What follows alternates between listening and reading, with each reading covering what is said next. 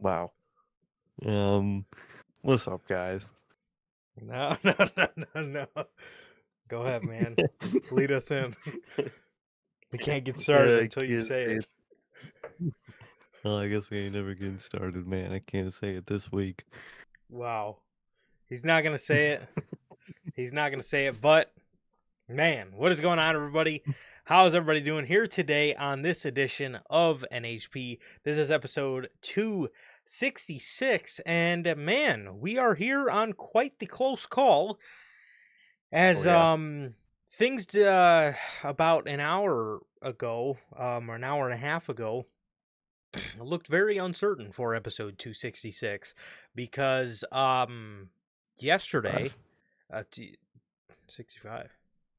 Did I? At least that's what it says on the title. Oh, my bad. Let me It's 266.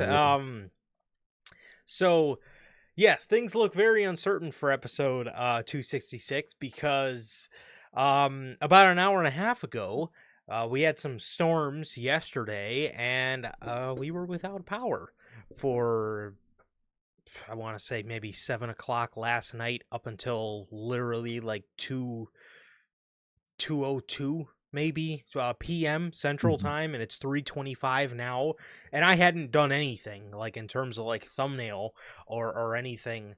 And I mean, I was able to gather all the news up last night, but yeah, in terms of like the thumbnail and stuff, couldn't do anything. So the Mhm. fact that we are here at 3:25 is shocking because the plan was the plan was 4 o'clock if we, just to wait it out a little longer, and then the other plan was 10 a.m. tomorrow morning. So thankfully we're able to be here, man. I'm grateful that we are here and are able to chat some wrestling with you guys and talk some news, man. So we got a lot of news here today for you guys, man. We got news on Evolution 2, matches possibly for the show, the weekend it's going to be running on, um, what the talent has heard or thinks about it.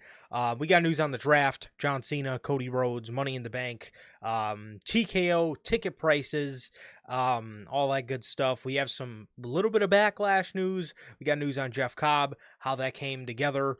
We got some injury news, some unfortunate injury news, and we have news on Cody Rhodes, his return, and the plans for a heel turn for Cody Rhodes. So we'll Mhm. talk about all that good stuff here today on episode 266. Thank you guys so very much for joining us here today on today's episode. If this is your first time watching and you guys do not know how the show works, every Monday we are on here with NHP Unscripted after Monday Night Raw, and every Friday we are on here with the news at 3 p.m. Central, man. And with all of that, if this is your first time watching, guys, do not have not got a chance to get your hands on some of the official NHP merchandise, you guys can now find this beautiful piece of merch live on the merch shop. That is bonfire.com. Links at the top of the description of this very video, where you can get this beautiful piece of NHP merchandise. Like I said, live on the merch shop right now, man. Link is at the top of the description of this very video, if I didn't say that already. But if this is your first time watching, and you guys also do not know who we are here at Notorious Heels, I am Johnny, one half of the host of this very show. And as for the other half, we got my man Sir K here. Sir K, go ahead. Tell us what you're smiling about, and tell us why the hell you didn't follow through with the normal intro. Well, this week I couldn't for reasons, but I'm doing good, man. I'm doing good. Just been chilling out, man. Just been chilling out, been pretty normal. Well, besides losing power for a little bit last night and storm stuff. But other than that, man, I've been good, man. I've been good. Just been chilling, man. Just been chilling. So, just waiting for these pay-per-view weekends up coming up. We got Double or Nothing, and we got more pay-per-views after that. So I'm excited, man. I'm excited. But like Durante always asks, how's life? How's the family? Life's good. Family's good. How is everybody doing in the live chat?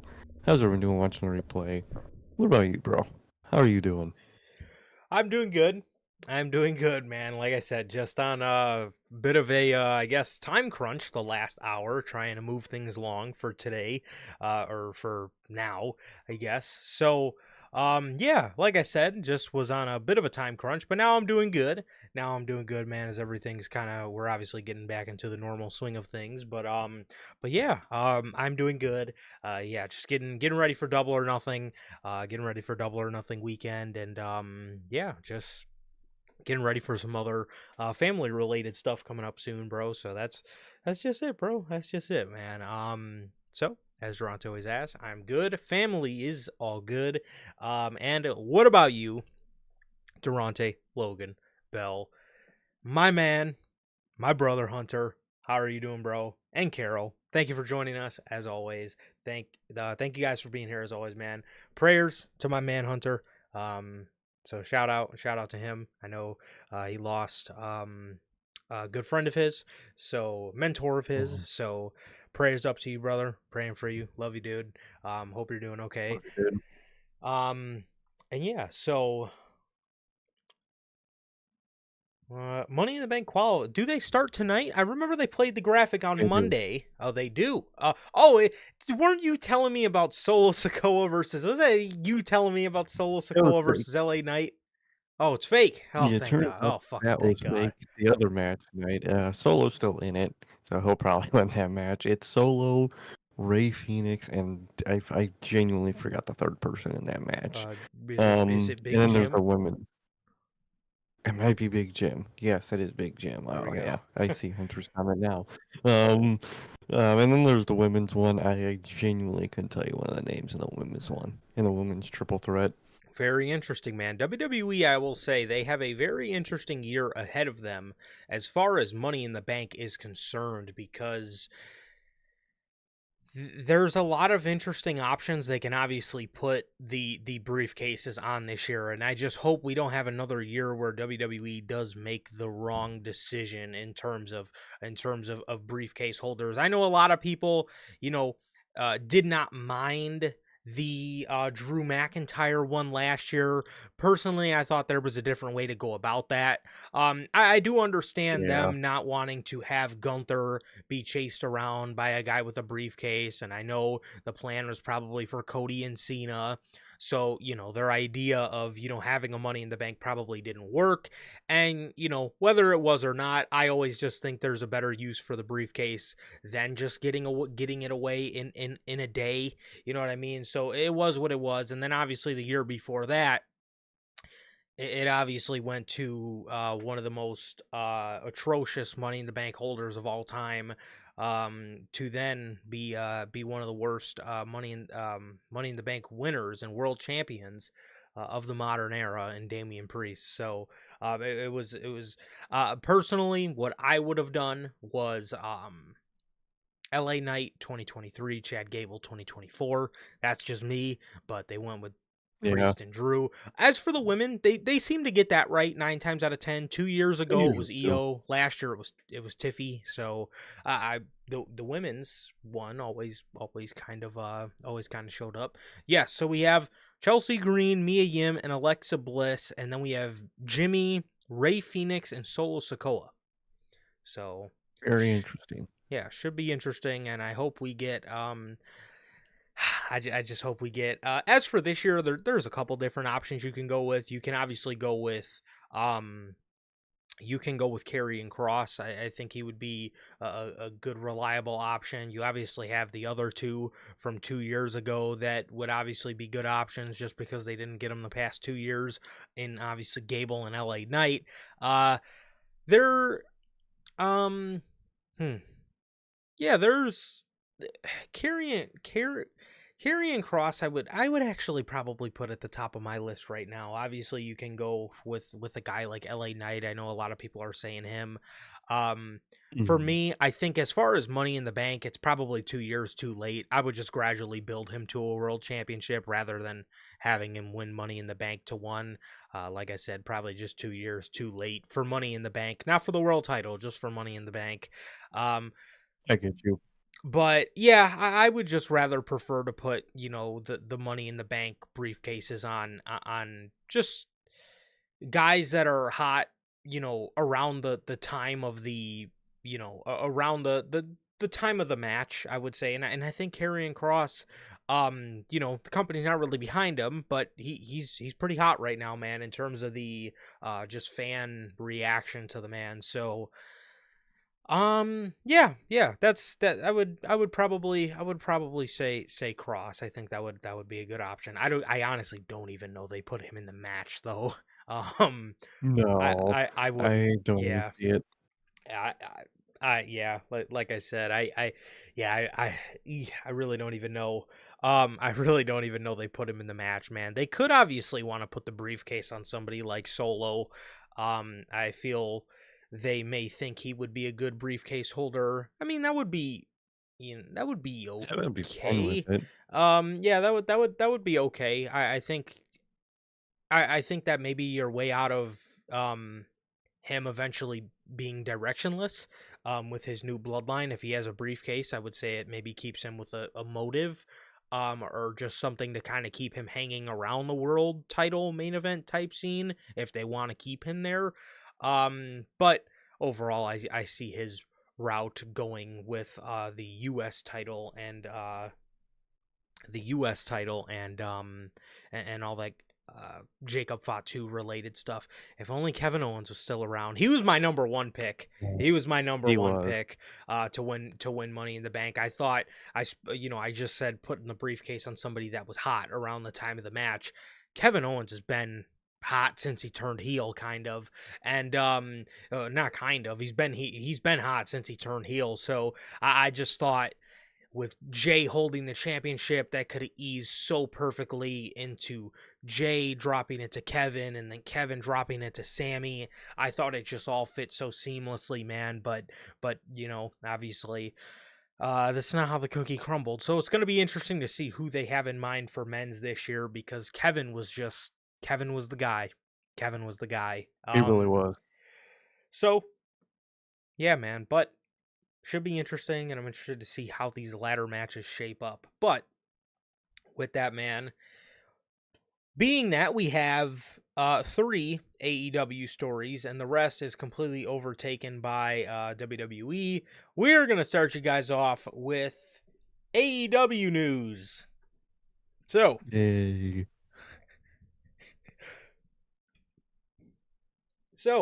starting us off, we got some news on Mina Shirakawa and why I guess it took a minute for her to join AEW. Mina, according to Fightful, Mina, it took a little bit for her, I guess, to, officially debut in AEW because she was making the move to the United States to head to AEW. Shirakawa is set to appear on programming imminently, which obviously you could tell this did come out a couple days before Dynamite, a couple days before they announced her for Dynamite. She's set to appear on programming imminently and has been discussed for an appearance over the next couple of weeks. The belief is that Shirakawa will get an immediate push upon her arrival in AEW, which, if you did not watch Wednesday's Dynamite, don't really blame you, but if you did not watch it, she did defeat Toni Storm. She actually pinned Toni Storm. Kind of a crazy move, but okay. She pinned Toni Storm in the Fatal 4-Way Eliminator match against AZM, or apparently it's not her name. Apparently, according to the commentators, it is Azumi. I don't know how you get that from A's, but okay. I was wondering where the U and the I were. But hey, what do I know, right? And Sky Blue, the returning Sky Blue, she pinned Toni Storm and is going to be facing her at Double or Nothing for the championship. So kind of funny. The whole match, especially the face-off afterwards, when you see Mina Shirakawa and Toni Storm, who's the other fucking person you think about when you see those two? You think of Mariah May? No mention at all. Not a single Mm, fucking yeah, peep about Mariah May. she's gone. She's Yeah. 100% gone because Oh yeah. yeah. Yeah. Yeah. I'm sure we can be expecting her at the 2026 Royal Rumble. if so, she's okay with showing up in Saudi Arabia. Um, so yeah, if she's up around November, yes, I'm sure we will see Mariah May at the 2026 Royal Rumble. Um, so Mina is getting an immediate push. I actually got to give props to Tony Khan, man. He apparently she came out with some entrance music that fans didn't like. So he ended up changing it back before the match ended. He seen the reaction to it on Twitter. So props to Tony, I guess, for listening to his audience. But as for Mina, the belief is that she's set to get an immediate push. Yes, Fightful. That everybody gets an immediate push. That's the problem in Okay. AEW. Nobody gets the rocket strapped to them. They get those 4th of July whack ass Illinois fireworks that you could buy in like a Target. You know what I mean? You got to go to Okay. Indiana Yeah. for the good stuff. But I'm talking about the shit, the commercial shit you could just buy in like a Walmart or a Target. The fucking the sprinklers that just go and they don't fucking do anything. That is the kind of pushes people get in AEW. I'm looking for the shit you buy in Indiana, man. The shit that fucking the good shit, right? The stuff that fucking goes up in the air and it pops and there's a bunch of colors and shit. The type of shit that the type of shit that the cops pull up to your house for it and tell you got to shut it down. Those are the kind of pushes I'm looking for in AEW. I'm not looking for this commercial store-bought bullshit that Tony Khan is serving us, and as far as pushes go. Again, I'm looking for I'm looking for the kind of shit that 5-0 pulls up for, bro, but it's not what we're getting. So, yes, she's getting a title match already. Great. I just hope I just hope that things kind of continue that way for her, cuz she's great. She's great and the fans love her. Just a matter of Tony Khan keeping that push, bro. Exactly. That's always the problem with Tony Khan is keeping the push. Everyone gets the classic AEW run start where you challenge a world champion, you lose, and then that's where the real test begins. And hopefully, Tony Khan passes it with Mina. Hopefully, I think he will. I think he likes her enough, and I think the fans like her enough to where he'll use her pretty consistently. But an immediate push, like you said in AEW, means nothing. That's what everyone gets. It's the follow-up push that really determines how you're gonna go, man. But it's good that they're thinking like that. I just hope they're, everything, it's a constant with AEW. I hope they can keep up with it. Yes. Yes, we've seen, and obviously that's the scary part is Tony Storm is moving on to All in Texas, so like obviously Tony will beat her. And that's obviously not a problem. Mhm. Mina losing to Tony Storm, not only has she lost to Tony Storm before, but Tony Storm is like, their top woman. So obviously you're not going to look bad losing to Tony Storm, but again, we've seen this push with um Everybody. Athena. We've seen it with Ruby Soho. We've seen it with Deonna Purrazzo. We've seen it with Taya Valkyrie. Where these women Already. they come in and they challenge for in some of their cases the TBS title and others the women's championship. They lose the match, which at the time is like, okay, you lost to the champion, that's fine, whatever. And they go away, and then they're just in mediocrity for the rest of their AEW run.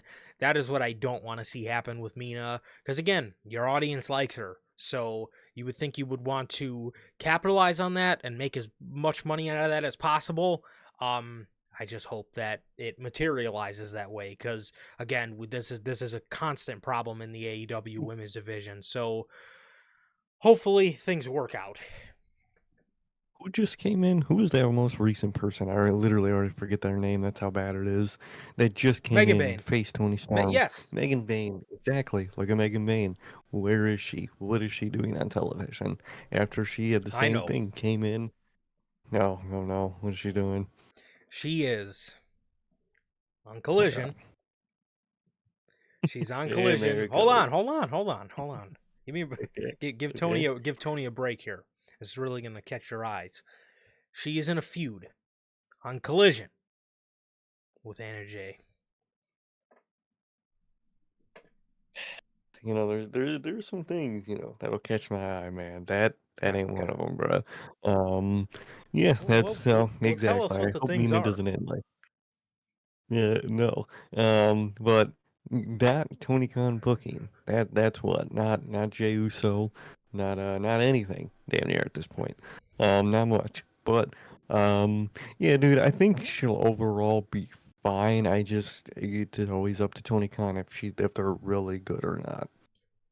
Come on, dude. We just won the fucking Larry O'Brien with Jey Uso, dude. We just won the NBA Finals, bro. He put on a banger. Put on a good I match. thought it was only paradise from here on out. Come on, Put dude. on one good match. Next up, we have fucking Logan Paul to deal with, and Okay, well, uh, quick side note there for all my basketball fans. okay. Speaking of the NBA, how fucking rigged is that draft? You gotta be fucking me, man. I mean, now look, I, I, I'm a Mavericks fan. Happy they got the number one pick. How rigged is that draft lottery? There's no way you trade Luka Doncic and they fucking and you get the number one pick. Get out of here. Anyways, so, but going back to Sir K's point with Jey Uso, I thought I thought it was paradise from here on out, man. We put on a good match. It is. This is We're in paradise. This is paradise. it is. This is. He did it. He Current fucking state of did it. SmackDown. This I'm is s- your I'm still riding the three. high, man. He put on a good match. I'm just man. You put on a good match. Yeah, he did. He did. He did it, man. I'm proud of him. I'm still proud of him, man. I'm still proud of him. But what were we talking about? Mina. Oh, Um. Oh yes. So yeah, like you to your point, they just did the same thing with Megan Bain, bro. They literally just did the same thing with Megan Bain on top of the names that I already mentioned with Deanna, Taya Valkyrie, Ruby Soho, all those other names. They did it with all of them, man. So I just hope it can keep up for Mina. And hopefully she becomes one of the AEW audiences, one of their household names, man. So I hope so. I hope so. But we will see. Mm.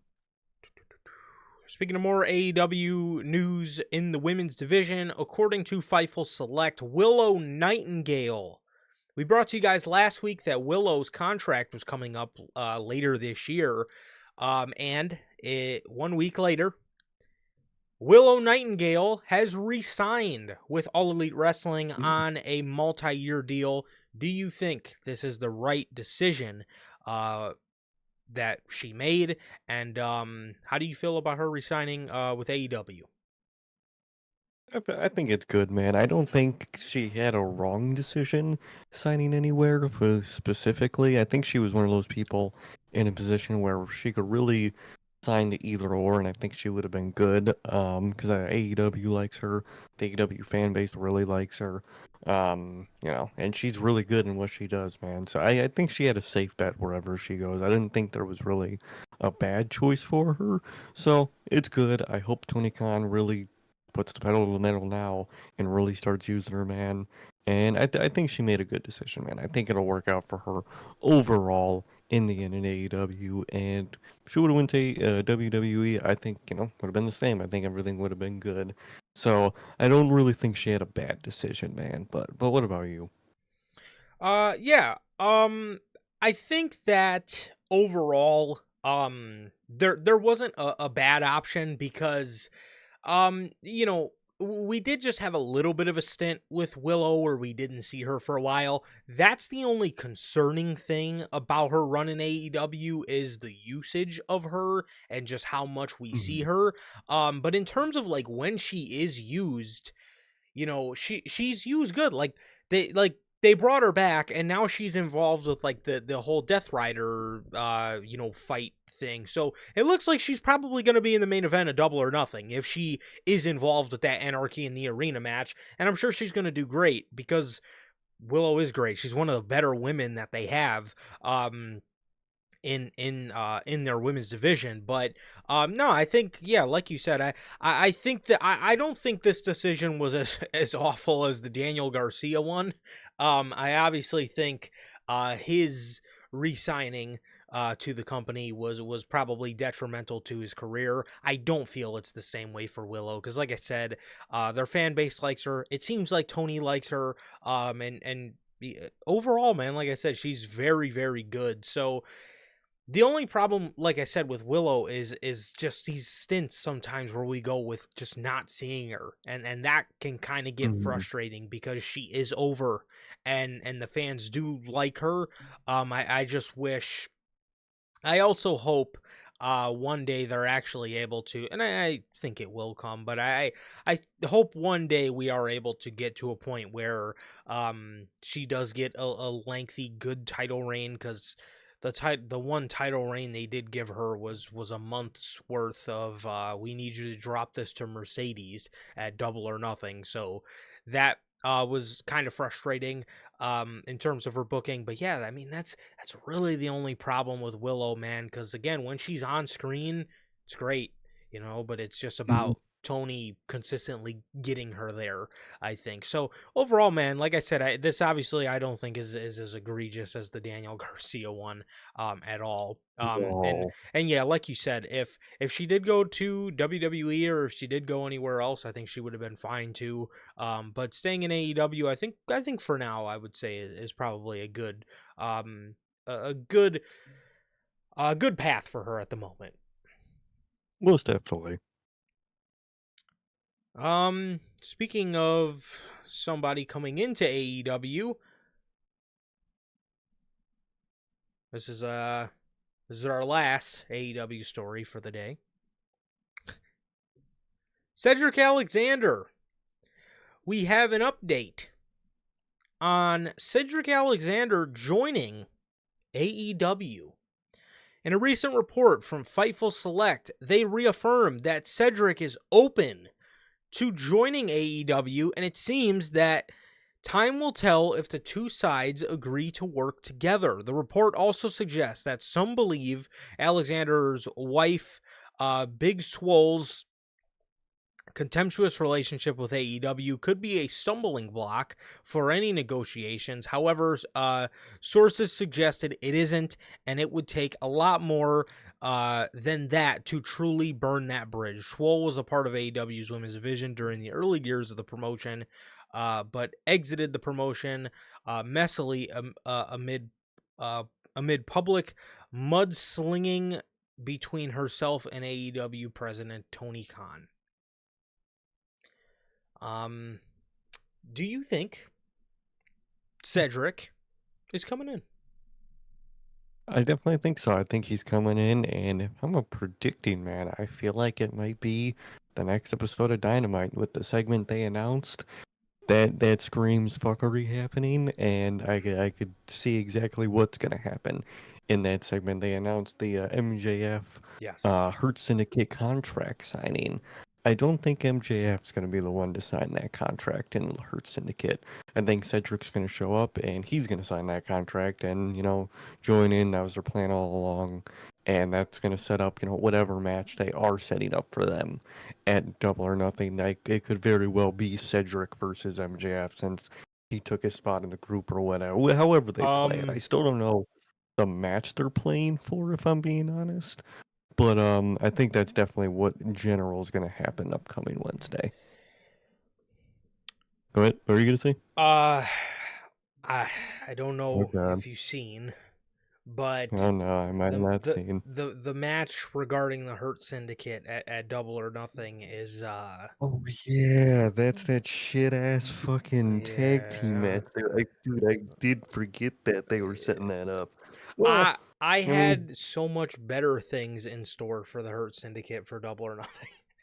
I just And remembered that, dude. I was watching Dynamite, and I do remember it's fucking two jobber ass teams. yes, it's the Sons Uh, of Texas versus Crew. to face Bobby Lashley and Shelton Benjamin at Double or Nothing. Why the Oh fuck my wasn't it god, that is something involved horrible. with MJF? Like, I, so I guess that contract signing is probably gonna go well, and then probably MJ. Dude, Cause see, well, it, that was that, that was my mhm, thinking too. Was like, okay, Cedric could possibly show up as soon as this Wednesday, and they could say like, we have a contract for a third or yeah, for the the fourth fourth, member, but but it ain't you. we didn't say it was you. You know what I mean? And then I figured something would happen off of that. Again, Cedric would come out, maybe they would all attack MJF and then sign. Cedric would, either sign the contract or he may not even have to sign the contract because he's just boys Yeah, with it may them. just be But a like, ruse. exactly. But Hmm. like, you know, that's what I thought, which again, where does that leave you for Double or Nothing? Which, maybe you can do the Hurt Syndicate match with MJF coming back to, cost the Hurt Syndicate the tag team championships so they can go on to feud with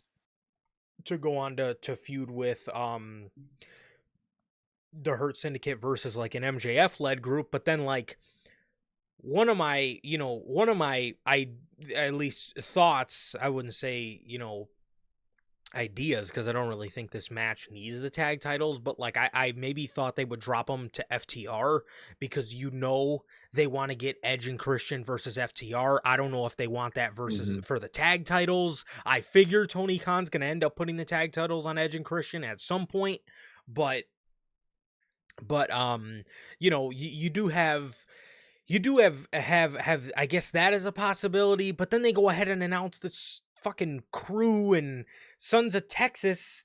What the fuck is that? I mean, I don't want to see that. I don't want to see neither one of these fucking teams in the ring with the Hurt Syndicate. Like all these teams, both these teams look like jobbers. We seen Sammy Guevara on Dynamite and nobody gave a fuck. Oh, dude, that man. He's fried at this point, man. Then you have crew. That fucking group. Like, dude, you pick your fucking lamest tag teams on your roster to face the best thing you have on television right now. You pick Dustin Rhodes and Sammy Guevara and crew. CRU. What a horrible ass fucking setup for Double or Nothing for those guys, man. But very interesting because I thought Cedric was gonna come in and do all that, but like now I don't know because I don't know how MJF is involved in this because I don't know why they would make that their match at Double or Nothing. I have no clue, man. I have no clue, but I do think Cedric is coming in. I think he's gonna be joining the Hurt Syndicate. It's gonna be dope. I actually can't wait to see him. Yeah. But very curious to see the how now because they kind of throw a whole wrench in the thing. Yeah, but as for Cedric coming in, man, I obviously do feel he's coming in. If even if there was still a beef there with Big Swole and Tony Khan, I don't know if they buried the hatchet or whatever. Even if there was, it seems like MVP and Bobby Lashley and Sheldon are very liked in AEW. So I'm sure, again, even if there was still a beef there, those three guys would be able to mend a fence for Cedric Alexander and get him in the door. So I could very well, obviously see him coming in. I do believe he is coming in. I really do. I think he is coming in, and I think we should see him as soon as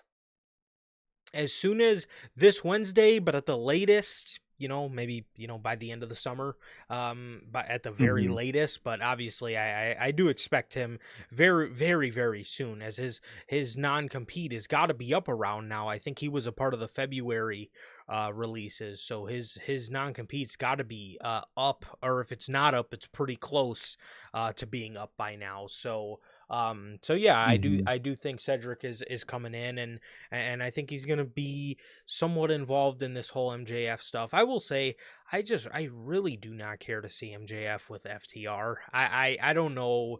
Oh, I hey, I don't I don't know what I just I really don't know what tag team you could put with him, but I don't want to see it be FTR, man. you you could put crew. with MJF. They could be the ones to face them, and it's garbage. But we're in a weird way, I wouldn't be shocked. That sounds. It's horrible. that, It's garbage. But I that, wouldn't be shocked. I really wouldn't, especially if they're just randomly setting up this match. I wouldn't be shocked. Oh man. MJF and crew. Could you fucking imagine that, dude? Oh man. Notorious Syndicate. I got my crew. Oh hell It's no. shit. Um It should be that's when the ass. TV goes black for me. So uh, yeah. That's when I go to bed. Yeah,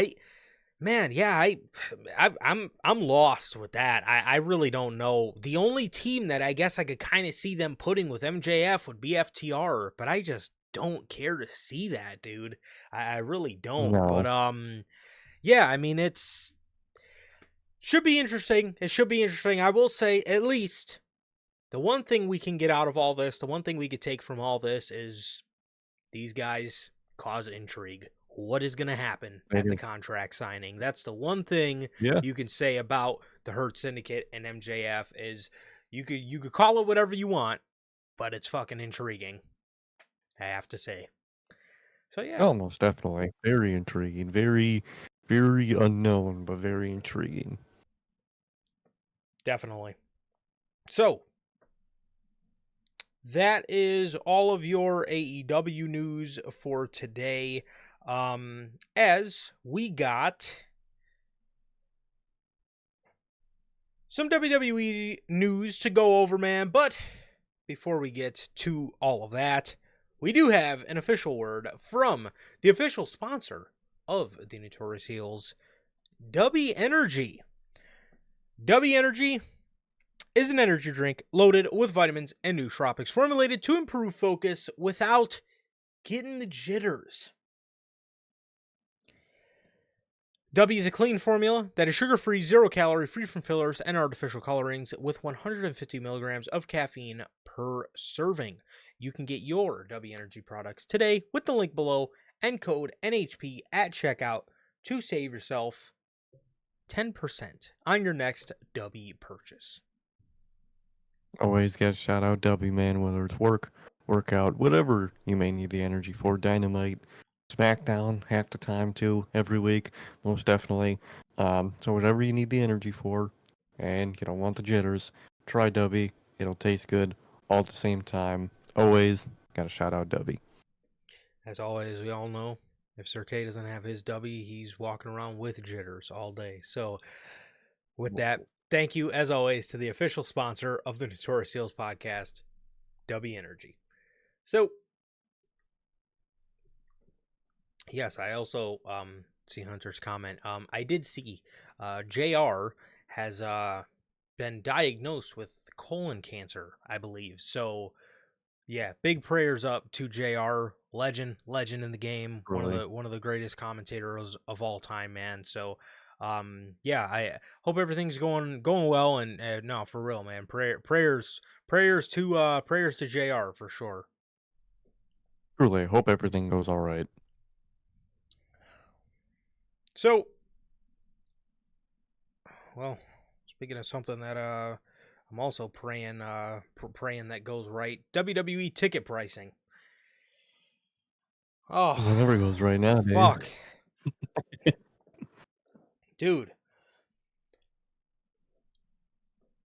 TKO president Mark Shapiro was on a JP Morgan conference, and he talked about the tremendous upside with WWE ticket pricing. Yeah, these prices are never going down, bro. Oh, God. Oh no, they're never going down. Oh, God. Man. So, Christopher in chat, so sorry to hear that, brother. Prayers up to your pops. Yeah, that's awful, man. I'm Really. sorry to hear that, man. So Love, sorry to hear bro. that, man. Hope everything's doing good. For sure. Love, bro. Truly. So TKO president Mark Shapiro, like I said, he was talking about the tremendous upside to WWE ticket pricing. He says WWE has tremendous upside in global partnerships, tremendous upside that we're already realizing on ticket pricing, tremendous upside on site fees. Did you just say tremendous upside on site fees? So you're telling me you're just happy just throwing nothing fees to increase your fucking ticket prices. Is that legal? Come Can you on, actually, it can't be like fully Huh. legal, bruh. Okay. Dynamic pricing, yield management, all areas we're really focusing on pushing in on as it relates to live events.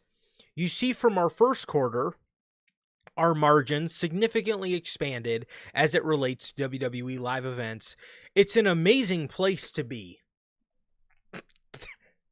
If you could afford to fucking be there, because all our fans can't afford to be there. So hey, it would be really amazing if you could get in, man. But you ain't fucking getting you ain't getting in. What the fuck, man? God. So what WWE does fail to realize, and this is the funniest thing, like we always talk about how this is going to turn around and smack them in the face.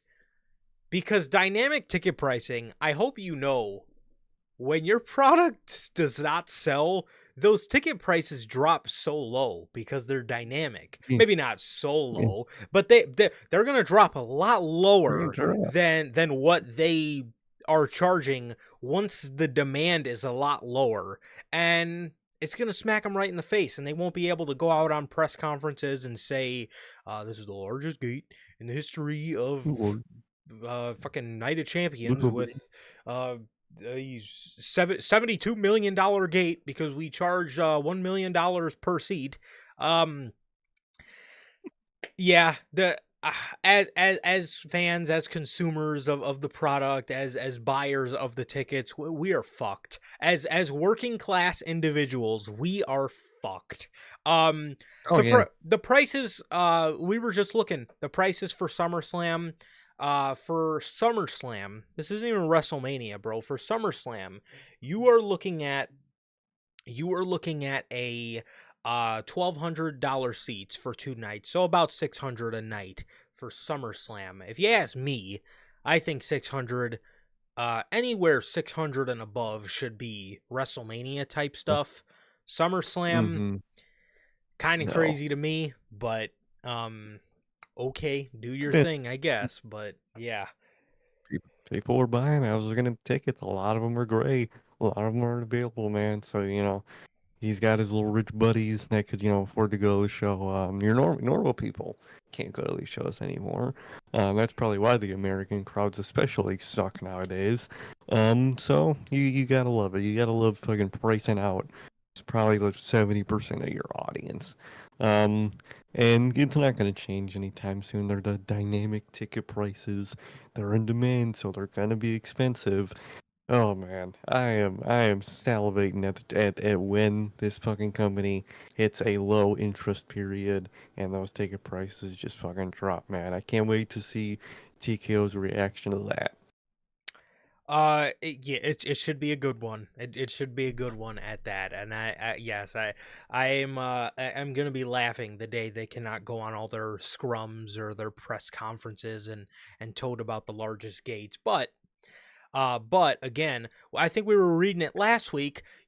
This is one of Nick Khan's strategies as to why he loves to go European, is because he knows, Mhm. with them cutting down the live events, obviously with them cutting down the live events, the people over in those cities overseas, this is probably their one and only time for a minute that they're going to be able to see WWE. So, shit, we got to go. We might as well spend the money now. And either that or this is their, like Brussels. That was I believe they said that was their first time ever doing anything televised in Brussels. So, Mhm. That's their strategy, and it works for them. But yeah, like you were talking about with the American audiences, this is probably why your audiences are suck, is because Mhm. everybody had to take out a fucking loan to be there, and everybody has been sucked dry of their wallet, and they can't even fucking afford their ComEd bill the next month because they want to attend SummerSlam. So, um, yeah, these dynamic ticket pricing, man, it's obvious. It is its own beast, and obviously we've covered this for a minute now. Um, SummerSlam ticket prices, man. I mean, they're not there. I've seen and heard worse, but to Yeah. me it is just crazy for SummerSlam. I just don't know I would pay $600 a night to see SummerSlam, me personally. Again, not No. I mean, if you really wanted to go, I guess the ticket prices are not egregious, but yeah, I mean, if SummerSlam this year in New Jersey. Yeah, I don't know. I maybe will end up being worth $600 a night, plus all the other expenses you have to spend when you're there. But yeah, I don't know. I think that'd be a hard no for me. Almost definitely. That for SummerSlam is just really fucking crazy, man. It's just not that big of a show. And it was really big last year too, which is the craziest part. They made SummerSlam a really big show last year, Mhm. but even then, $600 a night for 2 nights, nada. So it is what it is. But if SummerSlam was still one night with one ticket being 600, all right. Your team, you're on the line, but you might be, scraping by 2 nights, $600 each. Nada. For Yeah. SummerSlam at Yeah. least, man. But Well, ticket well, prices, mhm. that's also another part of their strategy to, I guess, justify their ticket pricing, right? Is, well, it's $1,200 because Two it's two nights. nights. Yeah, so that's another way for there's some money hungry fiends, man. I'll give them that. They are, dude, they are the definition of money hungry fiends, dude. It's just getting worse and worse. And it's very obvious with the product, man. It's damn near fast food wrestling at this point is the vibe I get from TKO, or that's what they want, man. But overall, ticket prices ain't going down anytime soon. Until they hit that low period in like 2 years, be used to these ticket prices. Yes. Yep. And we went over this last year around the Clash at the Castle, building up to Clash at the Castle Scotland. It's probably a year ago at this point. But we talked about their strategies internationally, as when have they when's the last time they done a pay-per-view in Scotland, if ever? You know what I mean? Mhm. So their idea is, we're going to charge at the cheapest $900 a seat, and they're going to people are going to come out. But again, you're going to push, and I don't even think Clash of the Castle Scotland ever ended up selling out because ticket prices were too high. I think they were close to a Yeah. sellout.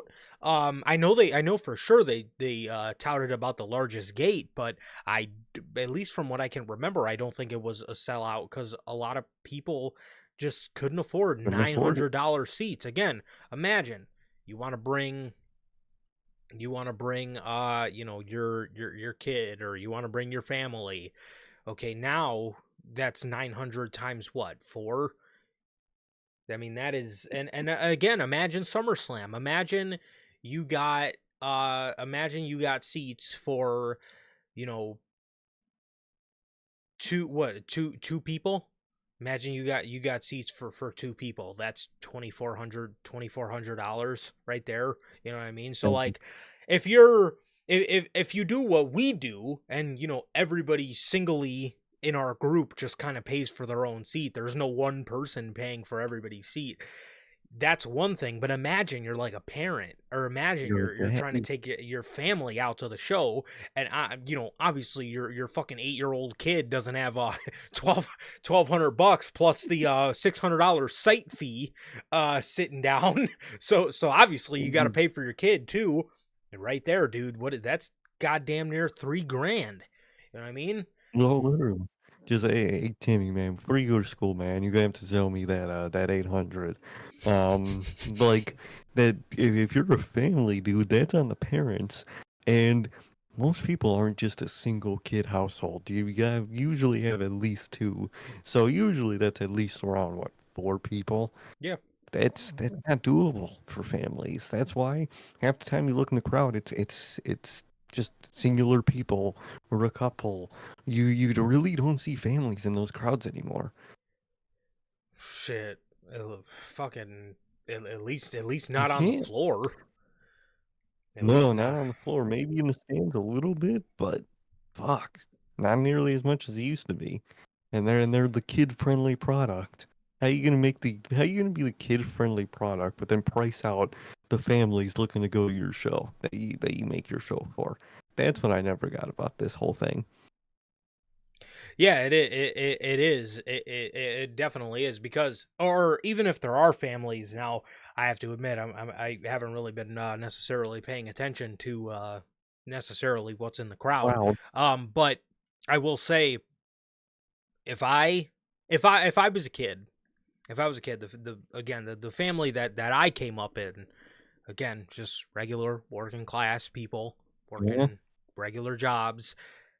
I know damn fucking well I wouldn't have been able to go to no wrestling shows. I know damn well I wouldn't No. have been able to. Yeah. No. So Exactly. Modern kids that are watching this show probably can't go to any of these shows ever. yes, like Like, no, like legit, like kids, like working class kids from like the neighborhoods that we grew up in, there's no way they're making it to these fucking shows, dude. you cannot make these shows. So yeah, let me see here. SummerSlam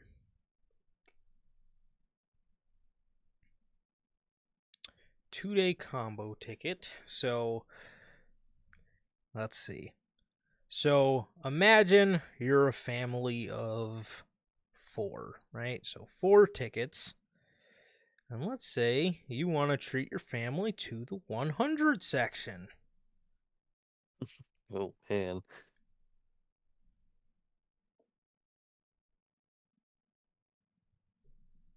So 4 tickets. Okay.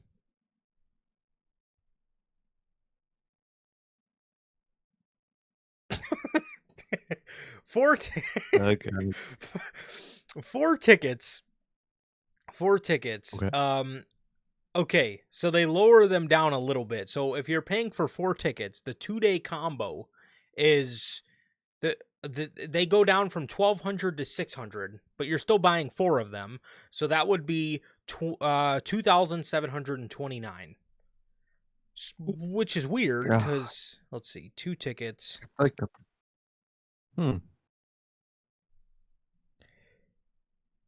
Uh, Maybe it ain't that bad for families. um, dude, it actually. Hmm. I guess the more people you have, the better it is, Yeah, because probably then. it looks like if the more tickets you buy, they kind of chunk it down a little bit. Not by much, but Okay. a little bit. So So apparently big groups are the way to go for these shows. fucking Just I get guess I'm finding this people. out Yeah. now. Because if you buy 2 tickets, your tickets are at about 1,200 a pop. So crazy stuff. But yeah, I mean, it is. Like I said, bro, it's not, again, for SummerSlam. Like I said, it's not ridiculous, but or it is ridiculous. But I guess if you really wanted to make it happen, it's doable. It's not impossible. Like we've heard Mhm. for, like I said, some of those international shows last year. But yeah, so that is the news on your ticket pricing. As another thing, Mark Shapiro said, was that they wanted to keep their pay-per-views. Where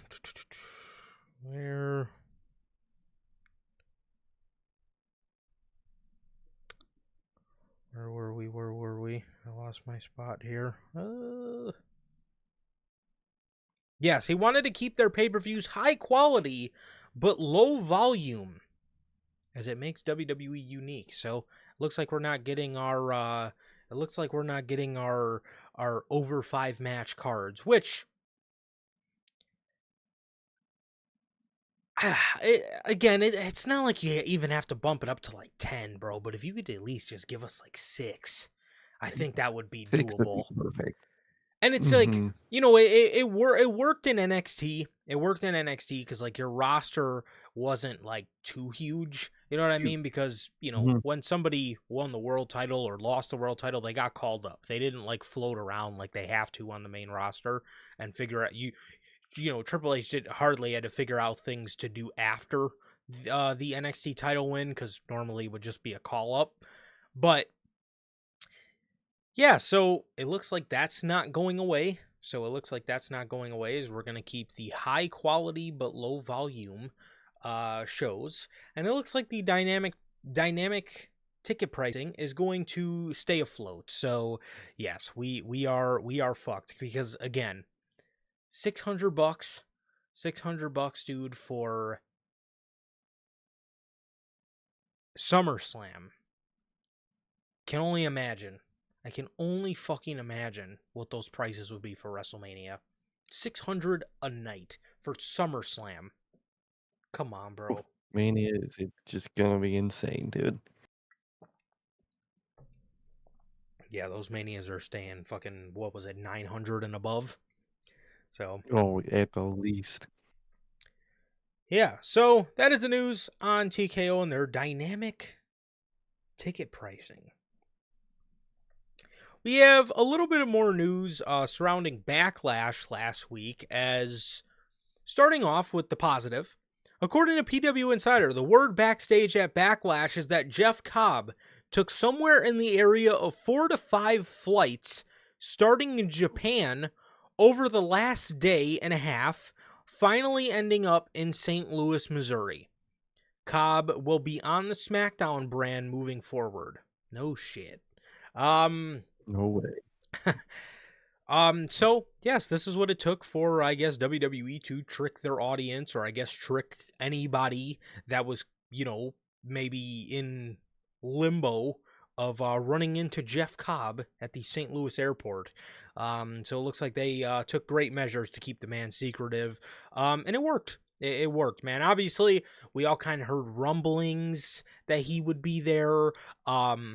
And obviously he ended up showing up, and it was a great moment, man. So happy to see Jeff Cobb here, man, and I'm happy he finally made his way in, man. So yeah, props to I guess WWE, and respect the dedication from Jeff Cobb, taking 4 to 5 flights. He's probably in airports miserable for the better half of last week. Yeah. Most definitely, man. Damn near probably like 3 days of just airports. Man's a soldier, and it paid off, man. It was a dope ass moment. I'm glad he's here, Dude. and I'm very intrigued to see how all this story breaks down. I can't wait. Pumped for tonight, bro. I cannot wait to see this man Jeff Cobb on SmackDown. Very pumped. So, Oh yeah. with that, we got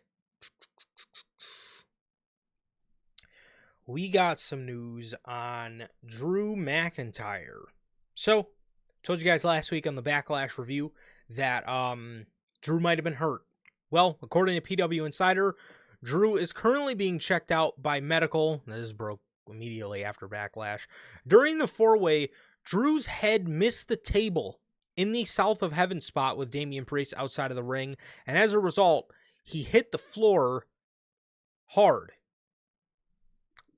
Yes.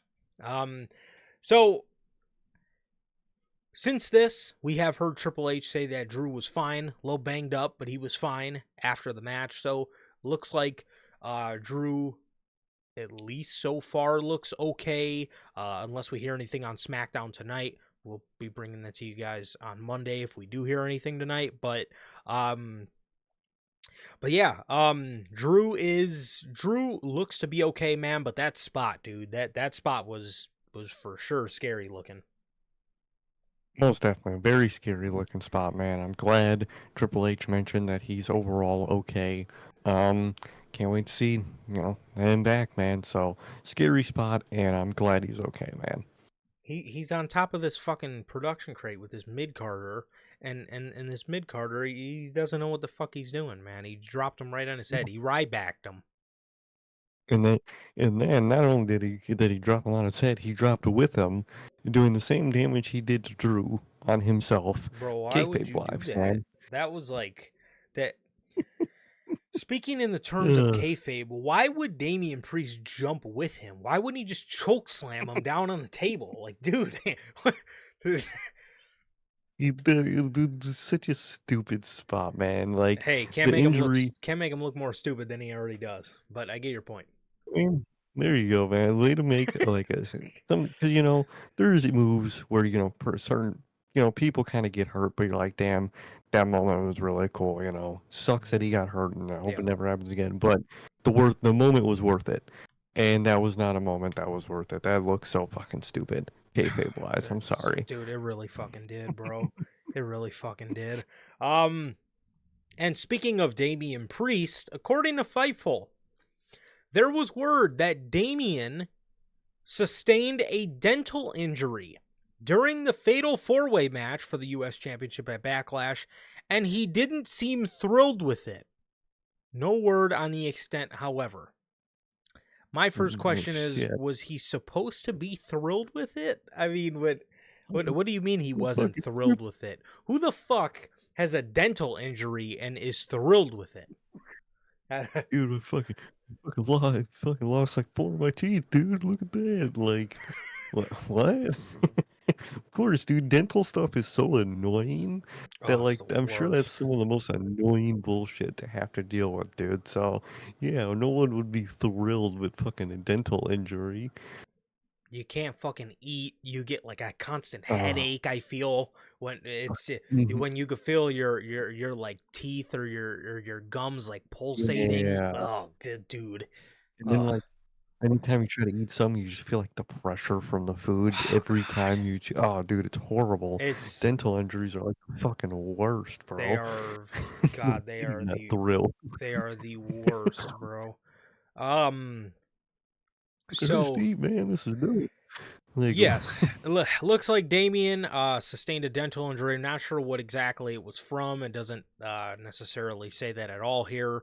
But hope he's okay. Hope he's okay. And yeah, I definitely didn't expect him to be thrilled with it, but I do hope he's okay, no. man. And yeah, those are literally the worst. I I oh god, I envy the day that I have another toothache, dude. Because I'm they're telling the you. worst.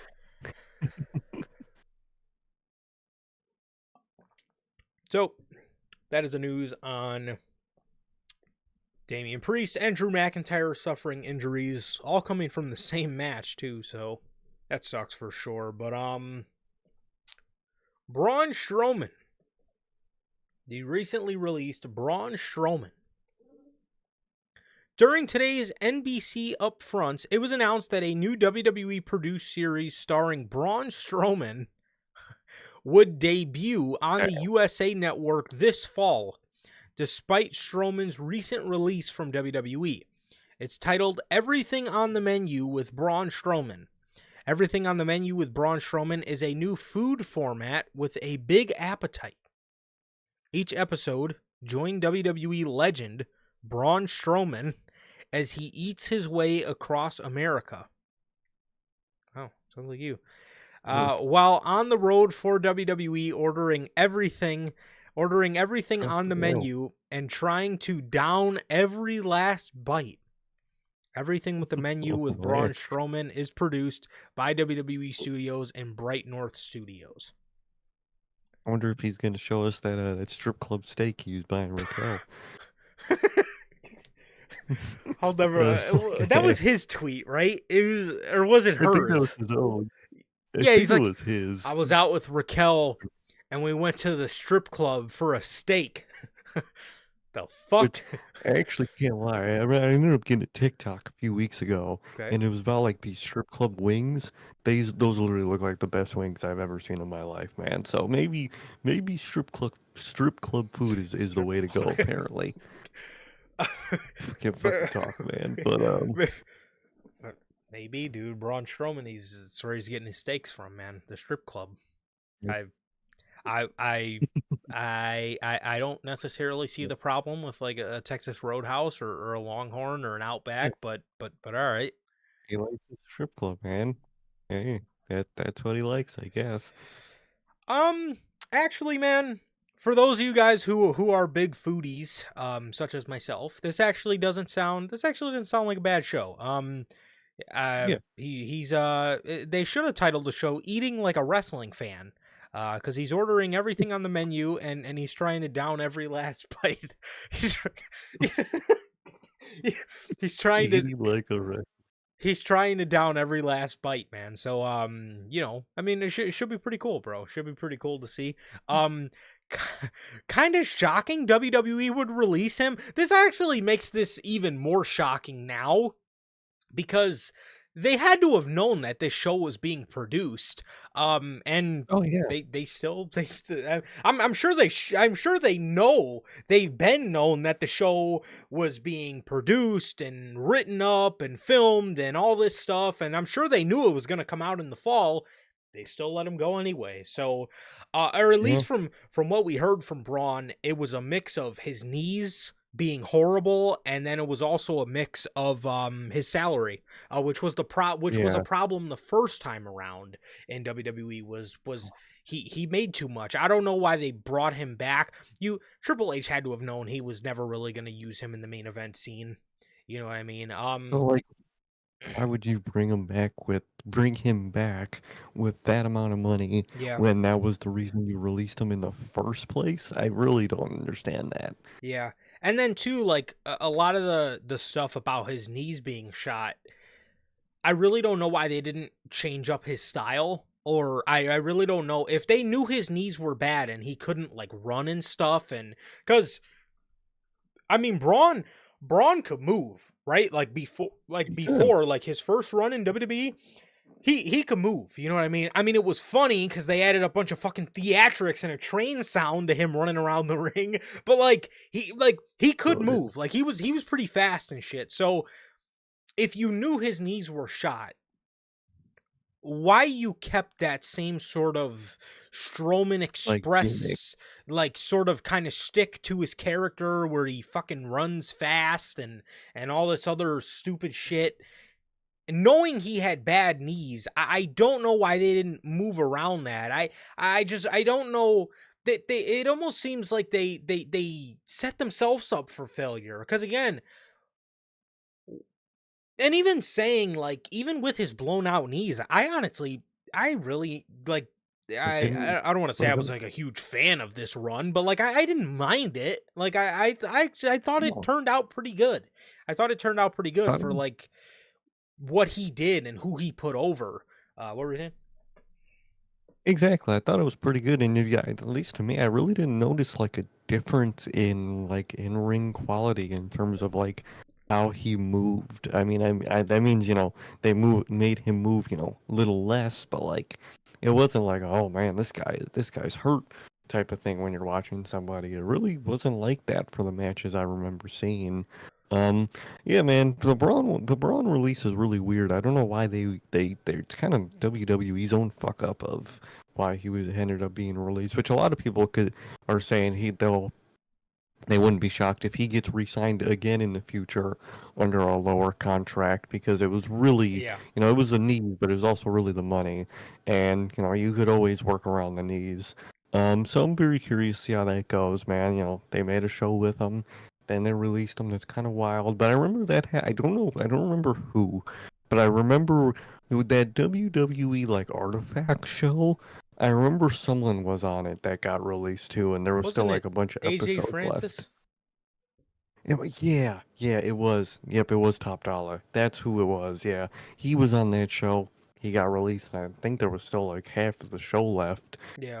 That came out while he was released. So it's happened a few times before where they're Mm. like, "Oh, this current wrestler," and they're like, "Oh, they got released." So it sucks, man. It seems like an interesting show. I'm not gonna lie. I might peep the places they're going to, man. You might see him eating like a wrestling fan. But yeah, man, it sucks overall, and this one was kind of WWE's own fuck up with his release. Yeah, for sure. In the ring with Braun, you know, obviously he was never like a really outstanding, I guess, worker, but in terms of like his speed, the one thing I could pick up on a lot with Braun, it felt to me like he was trying to keep up with his old speed, but you could tell he was a lot more hobbly. You know what I mean? You Mm. could tell Mm-hmm. at least from the stuff that I peeped, you could tell that he was just a lot more hobbly, and he was just very he wasn't, when they would have him run, when they would have him when they would have him run in his He was kind of I'm sorry, I just think of those fucking train noises. When they would have him run in the first half of or his first run with the company, it seemed natural. As time went on, it seemed like he just seemed he seemed a right. little bit slower and just more hobbly in his run. So you Mm-hmm. could you could definitely tell, which doesn't come at a shock with a guy with his weight and his height. Um, at some These are point, always. dude, those knees are gonna go out, and Mm. it seemed like they kind of started to go out, but not really, to the point where he was just an atrocious worker. Because, like I said, the work he did with That's bad. Fatu and with Bronson Reed was still solid stuff, and again, he's a huge part to thank for getting those guys over. So but you could tell definitely he was in the early stages of his knees really kind of narking out on him, which sucks. And obviously all the years of doing strongman and all the other just weightlifting he was doing, man, at some point. And you could definitely, like I said, you could tell we were in the early stages of his knees going out, um which kind of sucks, man. And like you mentioned, with them re-signing him, I could absolutely see that at a later date. Mm-hmm. At a later date, I could see them definitely re-signing him under a smaller contract, because I think they do like him. And again, you he's huge. He's huge for Jacob Fatu and for Bronson Reed. So I think Triple H did a great job with using him. Like I said, if you could just work around next time you bring him back, man, just watching, just being careful of his knees, and being careful of his body, as he does start to get older, man. But yeah, I mean, it definitely does suck, and it's definitely a weird release, and it's, like, we are no strangers to them, like you said, releasing people, um, you know, as their show is being made or being filmed, but definitely still a bit odd nonetheless. But it really goes to show it more than anything probably was a lot of a salary thing for sure. I think it more mainly was because I mean that's kind of Yes. TKO Hole's thing is salary this, money this, cut this, cut. That's their whole thing, dude. No, for sure, for sure. So, speaking of that, a couple stories ago, we were just talking about SummerSlam, and according to WrestleVotes on the Backstage Pass, Randy Orton versus Nick Aldis seems likely for SummerSlam in August. Look at that. No, knowing Triple H, dude, I dead ass just immediately assumed this was gonna be a next year Mania match. That's genuinely what I instantly assumed. Well, well, you're not wrong for feeling that. You're not wrong for feeling that. That is a lot of times when we say, "Oh, this match will be sick for a summer feud." Usually, that sick summer feud, like we said it last year. What's Cody gonna do over the summer? Oh, he could do the Randy thing, and they could do a trilogy, and it could end at SummerSlam. Still haven't got the Randy feud, but okay. So we move on here. To Randy Orton and Nick Aldis. Everybody wanted this at WrestleMania. We're getting it at SummerSlam. So, hopefully, man, I know he RKO'd Nick Aldis again at SummerSlam, so I could very well just see this gradually building up to Nick Aldis just punching him in the face, and then obviously starting their whole feud up. So, should be. It should be very interesting, and obviously there's a story there, and I'm very excited to see Aldis work for the first time, and I'm very interested to see if this gets him out of the GM role, or if this or if this is just something he's gonna have to do, because I would not be opposed to the idea of him leaving the GM role to be replaced by William Regal. I think that'd be a great idea. Oh, I think that'd be really cool, actually. I'd be very much down for that. I love that idea. I like the idea of this match. I think it would have been perfect for Mania, but I think um, Joe Henry, as Michael Cole would say, I think he ended up being perfect for WrestleMania. I never thought of him until that moment, and then it was a really good show that they did with those two at Mania, so I'm not mad with that at all. And I think it's a perfect SummerSlam match, man. And very curious to see what Cody's gonna do at SummerSlam then if Orton isn't his match at SummerSlam. Very curious to see what Cody might be doing come that show, man. But overall, I like that idea, and I think it is gonna happen. Obviously, it's what they seem to be planning. So I think that's gonna be a really fun match. Definitely. So we will get back to Mr. Rhodes here in just a second as we start talking, as we to start get into John Cena's plans for the summer. But before we get to that, WWE has recently filed a trademark for King of the Lucas. Mhm. Lucas. So, a lot of people, and that's not a typo. That's not a typo. A lot of people think that it could be a misspell for luchas, which Mm. obviously spent or was obviously steered a lot of people in the direction of maybe like Chad Gable, Dominic Mysterio, as maybe they would misspell lucha as a disrespectful type of thing.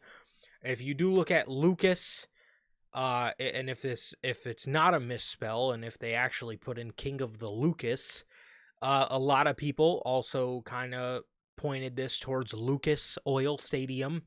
So I was people just thinking that. maybe tied this to Pat McAfee or something else. Obviously, something regardless Indianapolis and Lucas Oil Stadium.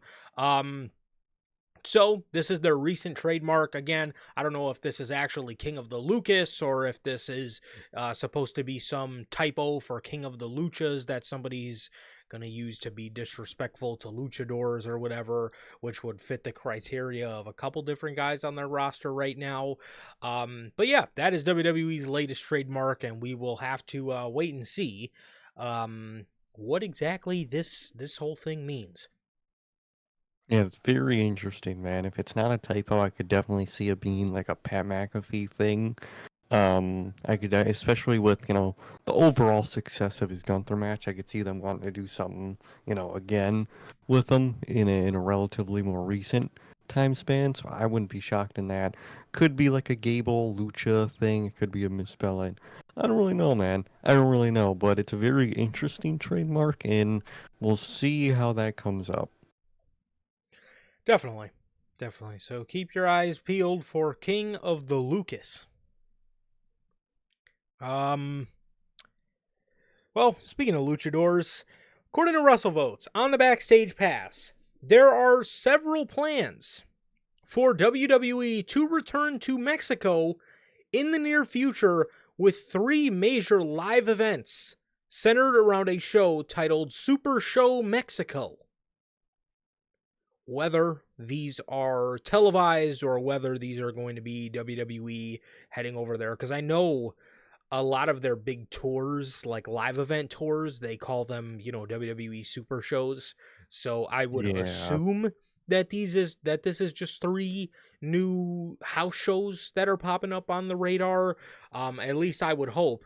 WWE's first time going to Mexico for a PLE is it's not a Super show. yeah, it's not called Super Show Mexico.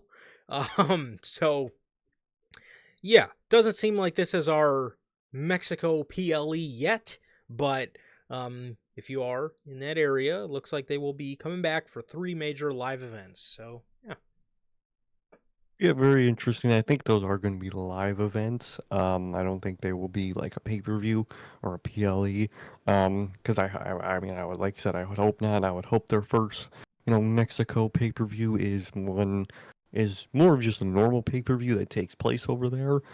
So I think these are going to be live events, man, and that's going to be really cool and very, very cool. And I really can't wait for that for that pay-per-view over there. For sure. For sure. So, that is that. Speaking of international markets, Saudi Arabia.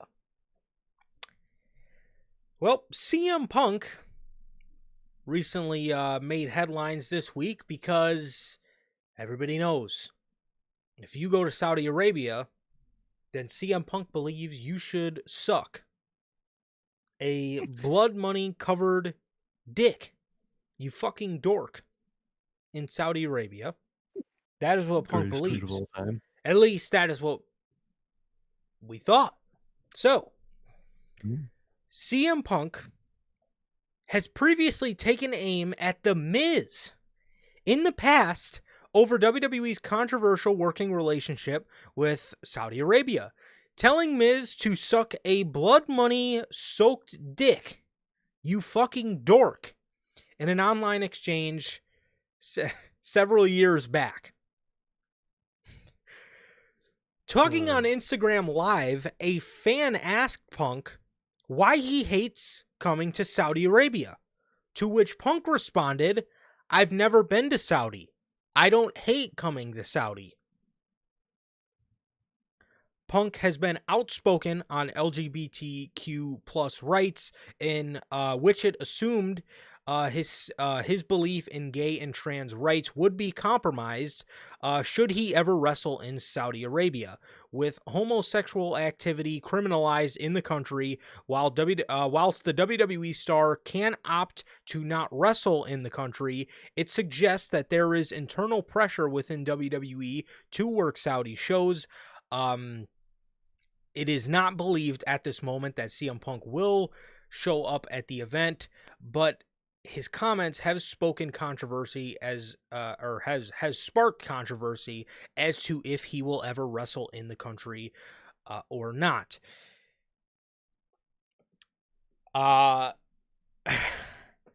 This is interesting. Did you And see then the? I was going to say, I was with gonna. this, CM Punk was in the commercial for Night of Champions at Backlash, which apparently now he is not in that commercial anymore. Nope. So That very interesting, dude. So I don't know if he just said, I've never been to Saudi. I don't hate coming to Saudi, to just kind of, give Real that train. just to kind of give an answer on it. But also, you never really hear, at least talent that's with WWE, necessarily talking bad about Saudi. You'll just they just won't go. You know what I mean? Like with Brian Danielson, he never went to Saudi. He never said anything bad about Saudi. He just never went. I could see, Exactly. CM Punk just saying this because he knows he'd probably get in trouble if he said, I believe if you go to Saudi Arabia, you should suck a blood money covered dick, you fucking dork. But you know, he's not really going to say that because, again, he probably knows he'll get in trouble. So just to kind of keep everything smooth, he just says, oh, I never been there. You know, don't hate it. You know, how can I, you know, whatever. Just like Exactly. I said, just to give a Very stupid little generic. answer. Yeah, just a generic answer to, I don't know, I guess just please the media, I guess. But like I said, he was removed from the commercial. So at least it doesn't seem as if he's going to be going to Saudi. I don't think he's going to be there. That's just me though. But yeah.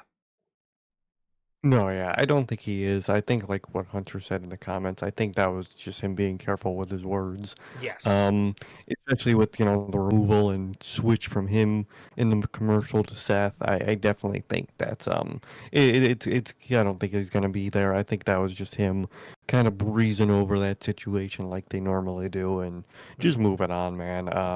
He's been on and off TV in general, so it's really not a hard thing to write in there that he's not gonna make it. I love seeing the memes of, Dude. you know, Punk 2 weeks before the Saudi show and he's just fucking in a stretcher. And shit's always fucking kill Dude, me, dude. there was But one when the Rumble got announced for Saudi. It was the clip of Darby Allin in Sting's last match, and he's jumping off onto the glass from, you know, the no, match with the Young Bucks, and the caption was CM Punk, the go home show to the Royal Rumble 2026. And obviously it's just a fucking video of Darby Allin jumping through the glass. Oh dude, that's man. fucking great. Those always kill me. I did see that, Carol. Mike Johnson of PW Insider said on a Q&A, plans can always change, but he believes CM Punk will be working the pay-per-view. I don't know, man. Stuff could always change. I mean, he did delete and apologize to The Miz for, that legendary tweet. So, maybe he will, maybe he won't. If I'm a predicting man, I feel like he won't anytime soon, but you never know. Go to tweet I in the I in the his in the I Hall of just Fame. I just I would He have can't. I would seriously pay money to see the surveillance footage of him apologizing to the How do you mention that? How do you How do you bring say that that? up? Just look. Hey, Hey man, can I talk to you real quick? So, do you remember when I told you to you know, suck a blood money covered dick, you fucking dork? Remember when I said that to you? I'm, I'm how do sorry, you man. apologize? How do you? You know what, man? I was in a bad time. I was kind of just lashing out at folks, Uh, man. My bad, my bad. I didn't I'm mean it sorry, like that, bro. man. I'm sorry, man. Another, I didn't mean it like that. another thing, how do you go to a Saudi show after that tweet exists? That's another element that just makes True. that situation so much funnier. So if I'm predicting, man, I feel like he won't. You never say never, Yeah. especially in the wrestling business, man. Yep. But if I'm predicting, man, I feel like he won't. Me too. Yeah. Yeah. I don't know. I don't know how much I believe Mike Johnson, but yeah, I don't know, man. I don't know. It just I just I can't see it. But again, things can change and maybe, so we'll have to see. I'm sure in the middle of that Night of Champions show, he will still be intertwined with this whole Seth Rollins Braun Breaker group, you know, and everything surrounded Yeah. around their feud. So it would probably call for him to be there, but again, whether he's there or not, don't know. And So worst comes to worst, you could do a match. He's not there, but you could hit his music as a distraction. He's not there. You could do it. You have a million ways to work around it. yeah, definitely. Definitely. So all the people in Saudi get their fix. They think CM Punk's there so they can go fucking bananas, and then he just never comes out. Oh, and what they got to do? They got to have Logan Paul come out there at the CM Punk entrance, and it's Oh just my Logan god. Paul. That shit might get him killed, but it will Yeah, be worth it. probably. It would be hilarious. He might die, but the moment will be worth it. So, yeah, so that is the news regarding CM Punk and the draft. Or CM Punk in Saudi Arabia. Moving on to the draft. According to WrestleVotes, on the Backstage Pass, the draft is expected to take place before SummerSlam. What did we say? Literally, they're gonna do it right before SummerSlam, and Yep. after SummerSlam is when it's gonna kick in. Yes, the Monday Um, Night Raw. don't know. Yeah, literally, Mhm. literally verbatim what we fucking said last week. Literally, dude. Literally, kind of just to be, if I'm being honest, you wasted your whole summer with this rocky ass roster you have right now.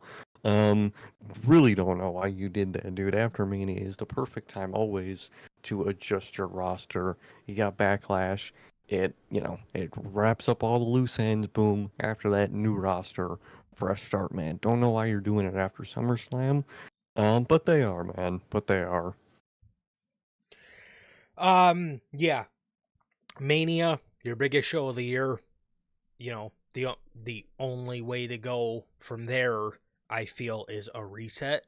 That would be Hmm. like the NFL doing the fucking NFL draft in the middle of the season. Like why Yeah. are you drafting players in now? You draft the after the season ends, which again, if you're looking at the wrestler, if you're trying to apply that to wrestling, this season ending, the big championship game, if you will, is WrestleMania. After that, you do a draft, you shake things up. What the fuck? SummerSlam should not be. And again, that's literally what we said last week. Is we felt because the excuse that apparently was being thrown around was with WrestleMania being later into April, their calendar was too clogged. Their calendar was too clogged. If it wasn't Backlash, then it was the Saudi Night of Champions show, and then it was what is it? Saturday night's main event. Evolution and Saturday Night's Main Event, and then Money in the Bank, and then we get to SummerSlam. So, what is the July show for WWE? Did they announce that yet? I don't think so. I I know don't they have a Saturday Night's believe. Main Event that they're doing. Well, we'll get to that in the with the All In stuff, um, but they, I don't know, man, I don't know, but they what were we talking about? What were we talking about? Oh, yeah. So the excuse they gave was, their calendar was too clogged. So again, like we said last week, they're probably going to end up putting this on SummerSlam, putting the draft before SummerSlam, and then the Monday Night Raw after SummerSlam. Everything goes into effect. So there were rumors circulating that the draft could take place at the end of May, but that was not confirmed as before SummerSlam, which is scheduled for the month of August, looks like the most likely option right now. Yeah, it looks like just Evolution for July, at least thus far. Yeah, Um, yeah. they need a fucking draft bad, It need, really bad. it's so fucking tag team division is horrible and messy. The fucking women's division could use a little bit. It doesn't need a massive one. You're more right now with your women's division. I mean, SmackDown is kind of always lacking, but it's more about how you're handling the call ups more than anything. But dude, singles men and those fucking tag teams, dude. Holy hell. I have a feeling one of the Yep. other big reasons they want to wait is because they want to wait for Sean to get done using certain people. And the certain people I'm thinking about is Stephanie Vacker. The other one is Hmm. Obafemi, maybe, depending on if they do Maybe. have someone Well, by SummerSlam weekend that they want to, have him drop the title to.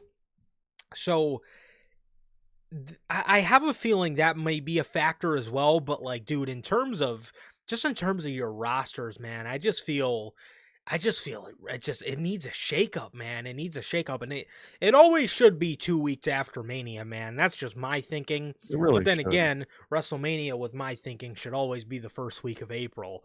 But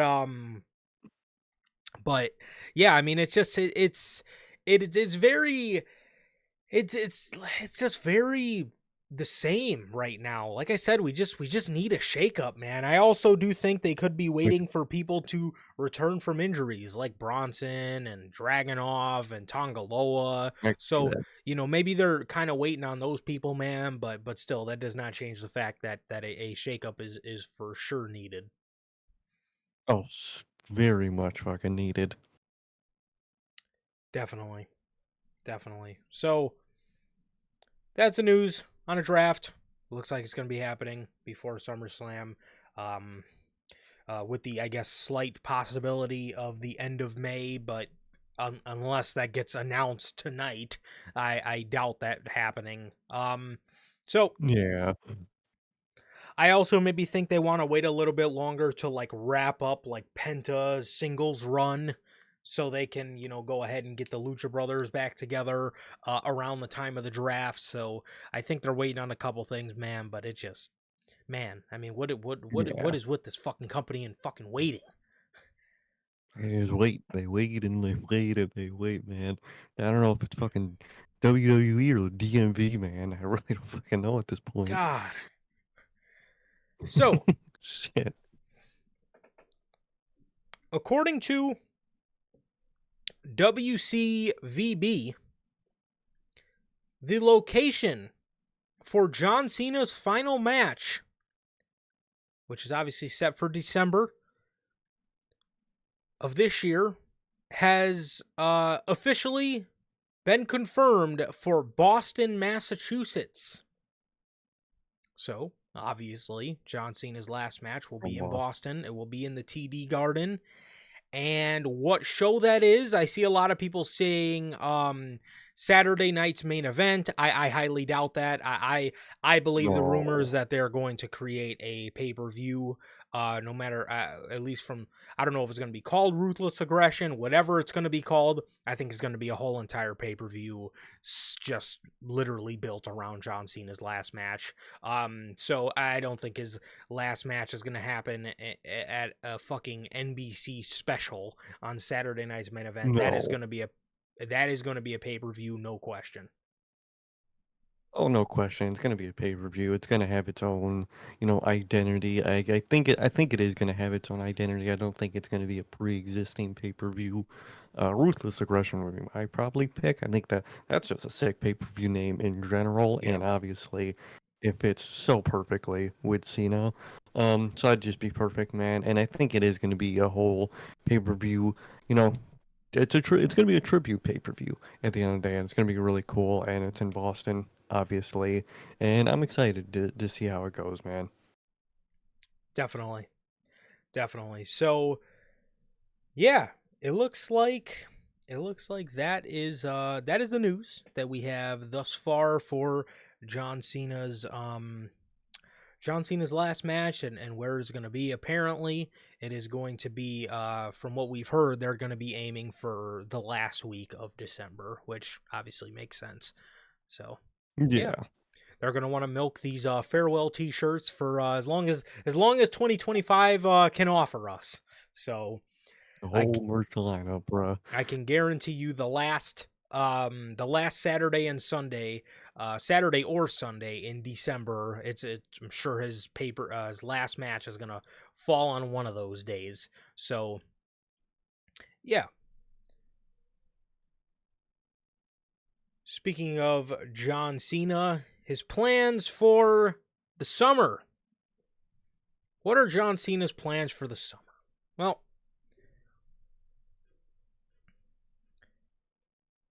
it also has, forgot to mention, it has been confirmed that we do have a new date for John Cena being advertised on his farewell tour. That is going to be June 9th, the Monday after Money in the Bank. So he will be on Raw. Despite showing up on SmackDown a lot recently, he is scheduled for Raw, and he is scheduled for the Raw after Money in the Bank. So Hmm, interesting. should be interesting what he will be doing over there. So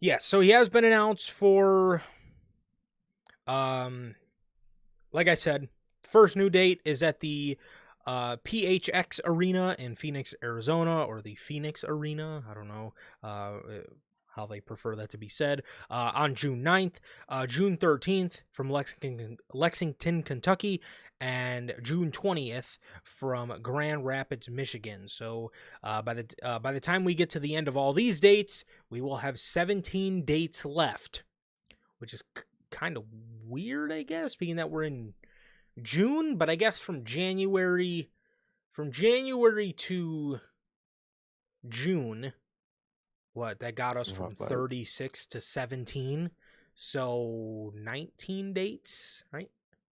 Does not feel like it, but yeah, I guess so. So it looks like we will have another 17 to go after that. Okay, now, regarding John Cena for Money in the Bank, what is his Money in the Bank match going to be? PW Insider states that there have been pitches within WWE to run it back regarding his iconic match from Money in the Bank 2011 with CM Punk. However, the report states that Cena versus Punk has been floated. It does not look likely to take place at Money in the Bank on June 7th. With it said, the promotion will look to book Cena versus Punk later in the year when the time is right.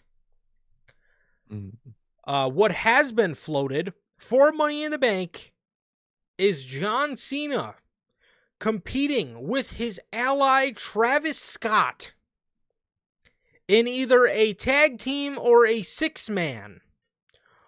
Although there has been no concrete plans, have been revealed publicly, Scott is currently training to wrestle and help John Cena win his 17th World Championship at WrestleMania.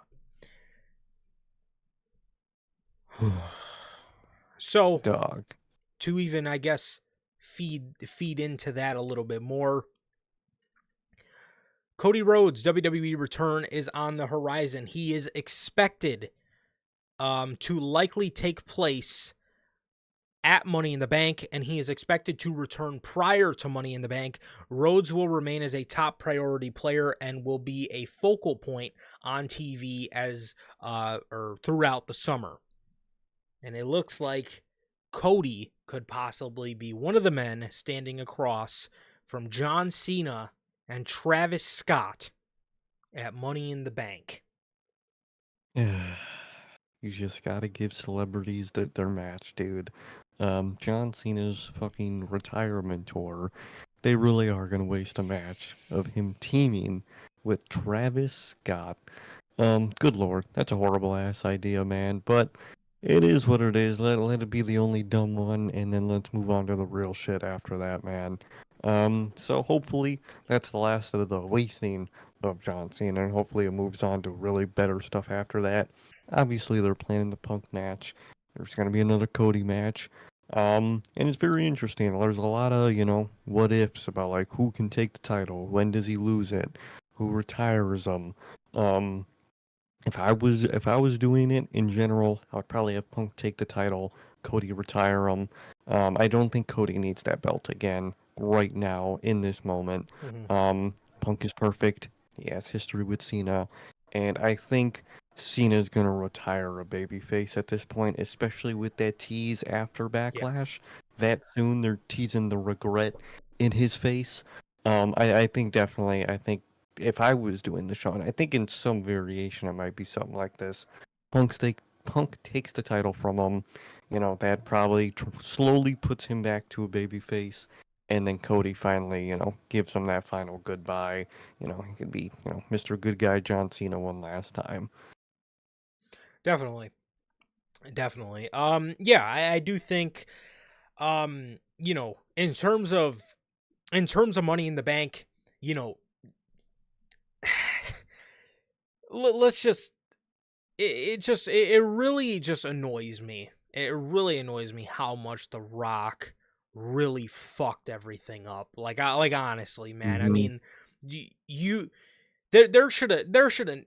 Why there was ever a John Cena heel turn involving The Rock and Travis Scott, if there was no plan, is just completely ridiculous to me, man. And that just shows such a lack of creative vision from The Rock. It is just that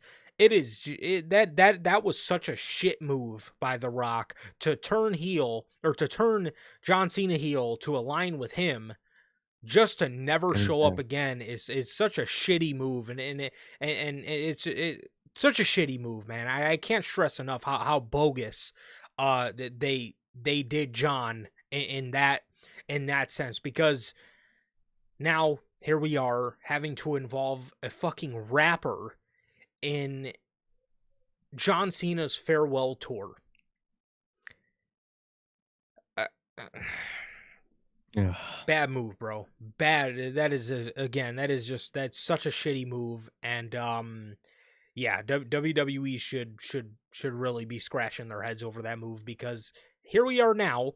We have to waste a John Cena retirement match on teaming with Travis fucking Scott. Get out of here, bro. So looks like that's going to be the match for Money in the Bank.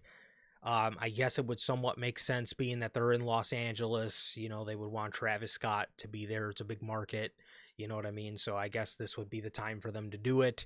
But yes, Cena had one of his greatest matches of his entire career at the Money in the Bank pay-per-view. And at his last Money in the Bank pay-per-view, he has to team with this fucking dork, Travis Scott. Thanks. Thanks, Rock. Thank you for that.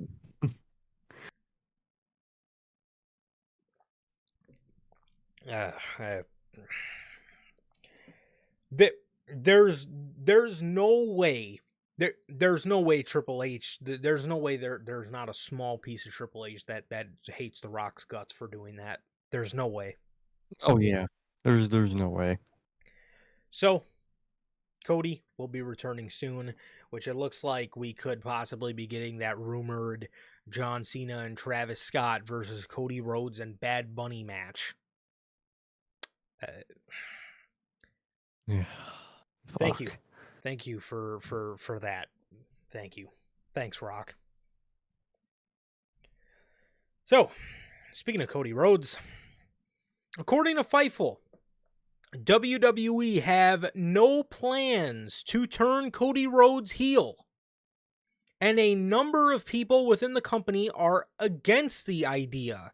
Cody's heavy contributions to ticket sales and merchandise success was noted as a reason why people are against the idea. You know, you were just mentioning, you know, how he retires the babyface John Cena, and I look over at the chat, and Hunter was kind of, I guess, on the same page I was. Imagine Cody Rhodes would turn heel on John Cena in that last match, where John Cena is trying to babyface it up, and the last visual of that show is Cody Rhodes beating the fucking shit out of him, because, like you said, he was never able to get his title back because Cena dropped it to Punk before he could get his hands back on it. Mm-hmm. Well, God that damn would it. be really cool. That would be really dope. I would prefer Cena's last moment to be about Cena overall. Okay. You know, I would say overall, he's just that big of a guy. A lot of times, you know, I think guys' last moments, you know, in the ring can really go to help people like that. But even in a babyface setting, I think no matter what, it's gonna help Cody. Cody's gonna be his last opponent, I think, no matter what. So Cody will always be in that history book, in that moment right there anyway. So I don't think it's necessary right there, and I don't think it happens yet. I don't think it happens in 2025 for me, at least. And not for the reasons that obviously I'm sure most of the people that don't want it are TKO because they love their merch money. You know, turn John Cena heel. He's #1 merch man still. So that's never an excuse to not turn someone heel. I think that's the dumbest reason to look at it. No matter what, it's going to make money if you do it right. I just don't think it's going to happen this year. I think, especially, you know, Triple H and Mr. Long Term, I'd say in like a year and a half at this point, you could turn him heel, or maybe a year if you want to cut it close. I it could, but I don't see it happening this year. I think this is the big last, year of Cody, babyface Cody, kind of really getting just horrible shit around him, on screen. I'm sure the Randy stuff's gonna happen. He got all this shit with Cena he's got to deal with. When KO eventually comes back, sure it's not gonna be good for Cody either. So I think it's just gonna be a bunch of stuff, for babyface Cody to deal with for one last long stretch. And company doesn't want to turn him heel, even though The Rock pitched for Cody to turn heel, and they went with Cena instead. So I think the Cody heel turn is happening eventually. I wouldn't say it's going to be this year though. But what about you? I don't. Yeah, I don't think. I don't think it's gonna be this year. I don't even think it's gonna be next year. I honestly, I Yeah, think they're gonna hang on to this as long as they can. As epic as that would be, and I do get it would your be point. epic. I do get your point about that moment being about Cena, and I fully get that, respect that. I just think it would. I just think it would be pretty fucking epic. I think it would be a pretty epic spot It for would. Cody to turn heel. Yeah, but overall, don't see them doing that. Unless somebody high up really pushed for it. But as far as Cody, um, I think it's gonna take. See, I don't think Triple H is going to sit in the same boat as like Vince when like things did get bad with John Cena. I think when things did get bad with John Cena around 2011, 2012, I think Triple H would have had the balls to turn him heel. Vince He would obviously have. didn't. Hmm. I think it's going to have to get to that point for Cody. So I don't even really think you can put a timestamp on it because honestly, bro, if we're still sitting here 2-3 years down the line and Cody's getting the reactions from the children that he's getting now, and even for I mean not even just the children from everybody because Cody hardly does get booed. Sometimes you'll see him like if he's in the ring with John Cena, he'll get booed, or if he's in the ring with somebody really beloved, he'll get booed. But like, um, he gets great reactions, and Triple H has even said before, I hear that fans are getting tired of Cody on the internet, but then he's going out in front Oh, of dude. 15,000 people and they're going batshit crazy for him. So whenever things get nuclear to the point where obviously the kids and the women are still gonna like him, same thing with Cena, but when he's getting a lot of boos from I guess the guys or the men, that's I think when you could maybe start keeping an eye on, okay, maybe they're gonna turn him now. Because like I said, I honestly think, and especially with the TKO model of the merchandise and stuff, as long as he's getting those reactions, which he does get great reactions from not even just the kids and the women, but everybody. As long as he's getting great reactions in the arena, you can expect him to be babyface for fuck. There's no telling, right? There's An- really no telling how long that's gonna take. Another element too is they won't probably do it until they get another super baby face That's to put in that spot. That's what they. It doesn't really matter to me if how long Cody's going to be over for. It's a matter of if they get another person to fill that role. Then they could be like, the kids love him. We got this other guy that the kids love. Let's have Cody turn and make this guy even bigger, to elevate him to where Cody was before this other guy came along. I could see them taking that moment to do it. that's yes, of course. That's another huge proponent too is Cody is babyface now because there's no other babyface that comes to his level. In his, When because you look at and sure you can say well Roman's more over than Cody. Yes, but Cody's more reliable in terms of dates than Roman Reigns is. exactly. You know, And mhm, you have Sami Zayn, who is ultimate babyface, but he doesn't got that merch scale that Cody yeah. has. That's the combination they're looking for. Is not just a super babyface, but a super merchandise babyface Yeah. with like Cody, like Cena. So when that guy comes along, that's when they're gonna get the heel turn. 100%, 100%, and that was another point I wanted to mention too was you can look up and down WWE's roster. Cody's really their only baby face that reaches the numbers that they want and has the level of star power that Cody has, because again, you can sit there and say Roman's not really that reliable. I don't know if I could pull a name out of the hat that wanted to see a guy like Jey Uso take that spot. That's just not Jay's spot. I don't even think, for as much as the No, company loves him, I don't even think they see him in that spot. no. You know, I think he's, you know, back in the days of John Cena and Jeff Hardy being the top baby faces, Cody Rhodes is John Cena and Jey Uso is Jeff Hardy, right? And I don't, and that's even pretty crazy, because you know Jeff Hardy actually had a Got couple over more for his moves, ring. I was but gonna say Jeff got over for his in-ring work, and Jay's literally like the opposite end yeah, of the spectrum. But I but get in, what in you mean in terms of terms of like popularity, company scale. yes, Hmm. in terms of popularity, you know, Jay's just gonna be that guy that's just never gonna reach that John Cena level. No matter how popular the company looks at him or how popular he does get.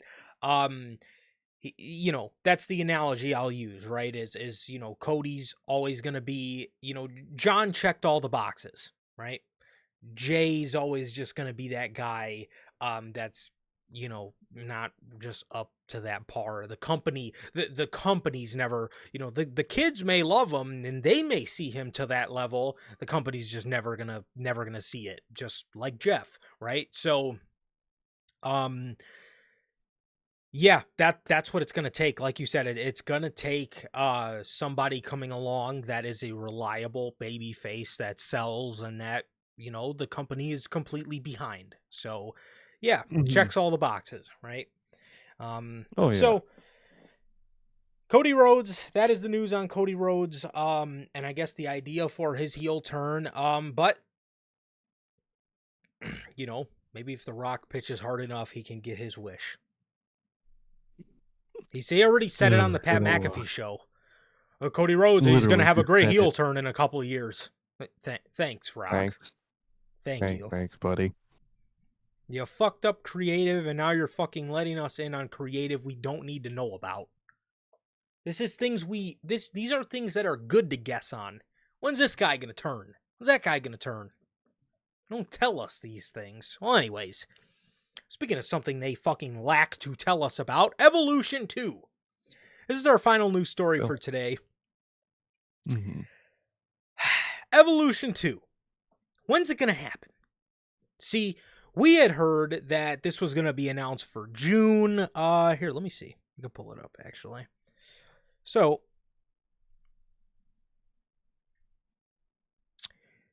we had heard that this is going to be announced in early April, which obviously did not happen. We heard that this was going to be announced for... early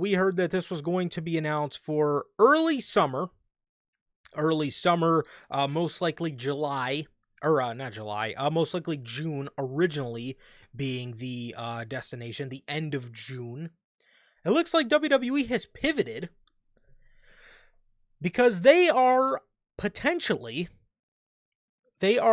looking at the weekend of July 12th in Atlanta, Georgia for the second Evolution PLE, with Saturday night's main event taking place the same weekend. The idea would be Saturday night's main event, July 12th, and Evolution Sunday, July 13th. Now, why is this odd, you may ask? Hmm. Well, that is because not only does WWE have a Saturday night's main event on July 12th at, I believe, 7 Central, a couple hours before that, ended up getting moved a couple hours before that, at about 3 p.m. Central, All Elite Wrestling will be going live with their All In Texas show. And WWE is now invading that weekend with Evolution. So, it's good for you guys. You guys will get us Yeah. for another 4-day. Review back to back. So you guys will get us for news, All In, Evolution, and then Unscripted.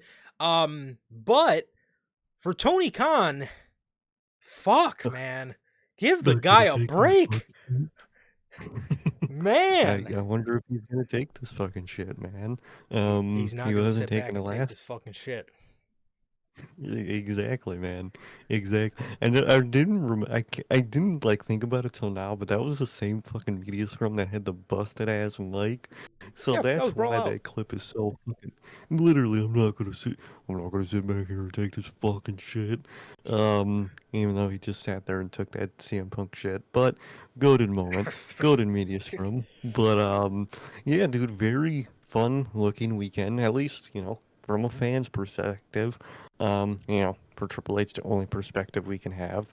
Exactly. And that looks very fun. I love those double pay-per-view weekends. I think they're always so fun, whether it's a 2 night of one show or two separate shows from, the two main separate companies. That looks fun, dude. Evolution. Um, Saturday night's main event is there. It's not really something we review. You know No. what I mean? But I could see them taking that opportunity to make that like a mostly men's, weekend, show for Saturday night's main event, and they got the women's Evolution, and then there's All In, man. So it's gonna be a fun ass weekend. I'm excited. I'm excited for All In. I'm excited for Evolution. Saturday night's main event is there. Yeah. But it's going to be a very fun weekend, man. A very fun content weekend for everybody. Me and Sir K. Now, I wouldn't say this for sure at all. Me and Sir K talked a little bit just in case WWE decided to pull any stunts and have a huge Saturday night's main event in store. We did possibly throw around the idea of doing the Saturday night's main event review early that morning. And then obviously going live with Evolution later. But again, I would not bank on that. The first Saturday night's main event, we gave a shot, and it was a TV special that they rushed, and it was lame. It was lame, right? So, I wouldn't bank on us doing that. I would, you could bank on us for Evolution and All In. For us, for content creators, this sounds like a great idea, and I hope they do it. Again, I don't know how Tony feels about this. I hope he takes this as a challenge to put on the very best that AEW can possibly put on, which I know he can do with that roster. He's just got to do it, which is hard for him in this day and age, but this sounds great. This sounds great. I like the sound of this. I like the sound of a double pay-per-view weekend. I always love when WWE and AEW do these kind of weekends. And this is one thing I do like. Everybody gets butthurt about WWE intruding on their weekends, but I love them for content. I think it's great. I just love. I think it's fucking great. Yeah, I love. We seen it for the very first time. That was a great ass weekend, but I always talk about the Clash at the Castle and All Out 2022. That was a great weekend of wrestling. And I expect the same thing here with All In and Evolution. So sounds great. I hope they put it here. I really hope they put it here. Again, like I said, in the beginning, we heard end of July, or we heard early July, end of June, somewhere around there. And now obviously we're hearing the possibility of Sunday, July 13th, and I really hope they do it, man. I really hope they do it, because those will be a fun 2 days, man. And I think Evolution will be pretty good this year, man. I fucking hope it would be pretty good this year with the roster that they have. But yeah, exactly. Most definitely, man. So speaking of Evolution, according to Russell Votes, Evolution 2 is expected to have upwards of 7 or 8 matches, including a battle royal to try to get as many women as possible on the show. Oh, WWE. They just have to get everybody on the show. Mm. It is nice to see that they plan a higher card, because it's a show that kind of warrants it. It's just for women. It's their one, yearly. I don't know if it's gonna be yearly. Maybe they make it like a semi-annual by 6 thing. yearly. Yeah. So it's more of a rare show, so a higher card makes sense to get like all the women's stuff. You get, your 2 women's mid cards, your 2 women's fucking World, the women's tag, your NXT. So it warrants that amount of stuff, Hmm. man. So I like that. I'm actually very excited for that. The Battle Royal is kind of just there. It's fucking classic WWE. Get everybody on the show. But other than that, I really am happy with that idea that they want to do a higher card for that. Yeah, for sure. For sure. Yeah, I do think, especially like you said, with the rarity of the show, I think it does make sense to get 7 or 8 matches. I wish we would get about 7 matches on a regular PLE, at least 6 or That'd be nice. 7. I think that would be nice. But for Evolution, obviously they have 3 brands to juggle between, as to where for your normal PLEs you're juggling between 2 brands, Raw and SmackDown. So I think it just makes the most sense. I think it makes the most sense, like I said, being that you are juggling 3 brands to get about 8 matches on there, and a battle royal just to kind of get everybody included, I guess, and make sure all the women are on the show. But there's obviously a lot they could do with their 7 or 8 matches. You obviously got interesting stuff with Io and Rhea, Stephanie Vacker, Jordan Grace, Bianca and Jade and Naomi. What are they doing? Charlotte is kind of in the mix with that circle at the moment. You got Hmm. Becky and Lyra going on right now. So there's obviously a lot that they can do. You have Sol Ruka as the North American champion. So there's quite a bit you could do. There's quite a bit you could do. And you do have a lot of titles now. And then Roxanne and Julia with Liv and Raquel. I would assume that whole thing would kind of happen at Evolution. But yeah, I Hmm. think that's a good amount of matches for sure on the card. Almost definitely. So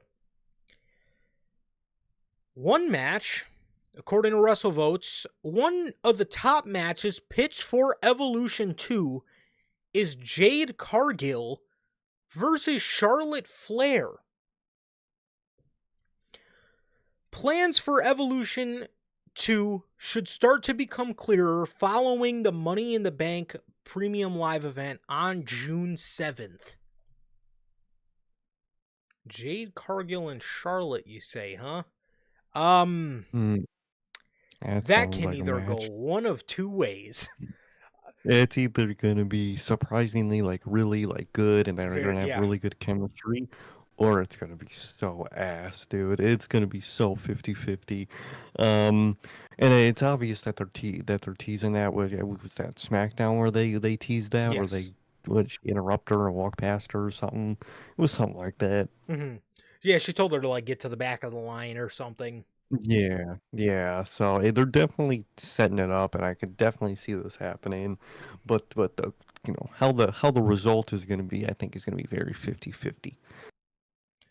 It definitely is. It is definitely a very 50-50. There's definitely a very 50-50 chance for sure. You can either have Charlotte working a slop fest with somebody who is not really the greatest in her own right, or it's going to be, like you said, surprisingly really, really good.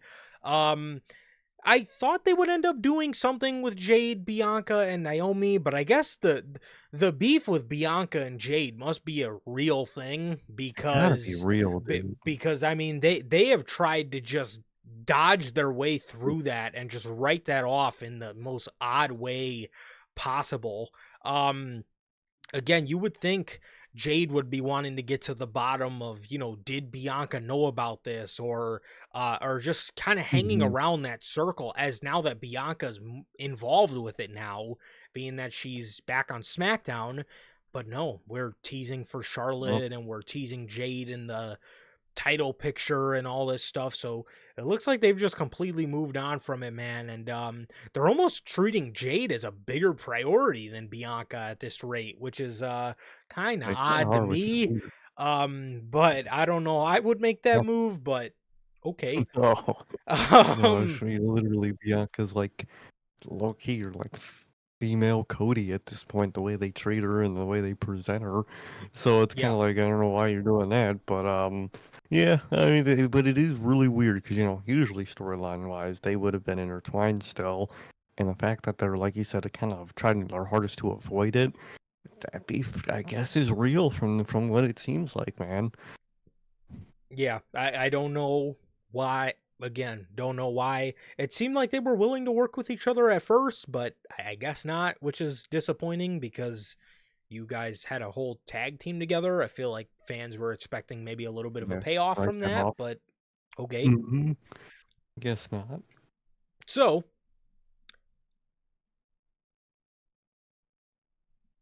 as far as the talent, according to Fightful Select, a numerous amount of talent in WWE unanimously said the idea of a second evolution has not been brought up to them. It has been discussed among some legends, but no word on if WWE told them or if they were just reading online speculation.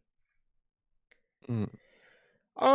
You can say that, but we hear that a lot. WWE doesn't tell talent half the time anyway, so this honestly makes No. no fucking difference. A lot of the time, like we heard it for the Royal Rumble. None of the guys found out who was winning the match until day of. Yeah, they like literally day of is that when he went up to fucking Jay, we're gonna strap a rocket to you, man. Um, Yeah, so it's like it's not really a shocking thing. That's kind of their whole process. So it's not yeah. not a very shocking story. It's one thing a lot of the companies do now to, I guess, combat the dirt sheets, right? She, Is you hear it all the time with hmm AEW. Everybody acts brand new every time it happens. How could they keep their how could they keep this from the talent? It's because, well, they have plans that they don't want to They get kind of out to have the to, dirt sheets to spoil it. Like it because you got some schmuck fucking getting paid by fucking Sean Sapp to reveal this shit, and they don't want that shit getting out. Yeah, I mean it's can't really say again. I mean, what do you want them to do? Tell everybody exactly what's going on, and then everybody knows about AEW's plans for the next fucking 8 months? Well, probably not the eight Just, months. Probably not 8 months. I doubt you Tony know, books that ahead, but you like get my point. 8 hours, but Yeah, exactly. Man, we're imagining on WWE side. So yeah, guys, Cena's about to turn heel this weekend, so big weekend coming up. It's like, why would you ever say that? You know it's gonna get out. yes, it's always gonna find a way out. That's why they're so secretive with a lot of stuff nowadays. that's exactly why. So yeah, that is the news on Evolution 2, man. I like it. I'm not upset with it. I know a lot of fans they are they like to play a keyboard warrior and come to AEW's defense because WWE's bogus for doing this. I mean, sure you could say that, but I mean if you watch both companies, it'll just be a good week of Well, wrestling. they have That's to. how I look at it. Exactly. So as Exactly. I can only think from a fan's perspective, and from a fan's perspective, that's two things I'm going to be excited to watch, man, and review. So for I'm sure. excited. For sure. Yeah, so should be a very exciting weekend, man, and I'm looking forward very much to All In and so excited for that start time for All In. More than Oh, I anything. can't wait, Man, I'm pumped. I dude. am pumped to fucking get done Ooh. with an AEW show at 8, 9 o'clock. Man, pumped for it. Well, still AEW. Still might go till midnight. Yeah, You never probably. know, man. Yeah. But I'm pumped for it. Yeah, right. We'll be getting out of there in 5 hours, and the pay per view will end up going like 9 or 10. So with our luck, that'll give Tony Khan Our more luck, leeway man. to add more matches. So yeah, URH. oh brother, I wouldn't put that past him, but yeah. So that is everything we got here today Mhm. for you guys, man. As this has been another edition of the Notorious Heels, man. Thank you guys so very much for joining us here today. That is the news for today. Thank you guys so very much for joining us. And that is going to do it, like I said, for this edition of the news. Thank you guys so very much. And that is going to do it. And it has been always, always a pleasure for my Johnny. And I, Sir K. And that is going to do it for this edition of NHP. This has been episode 266. Thank you guys so very much for joining us. And with that, we will see you all on Monday after Raw for NHP Unscripted. Peace.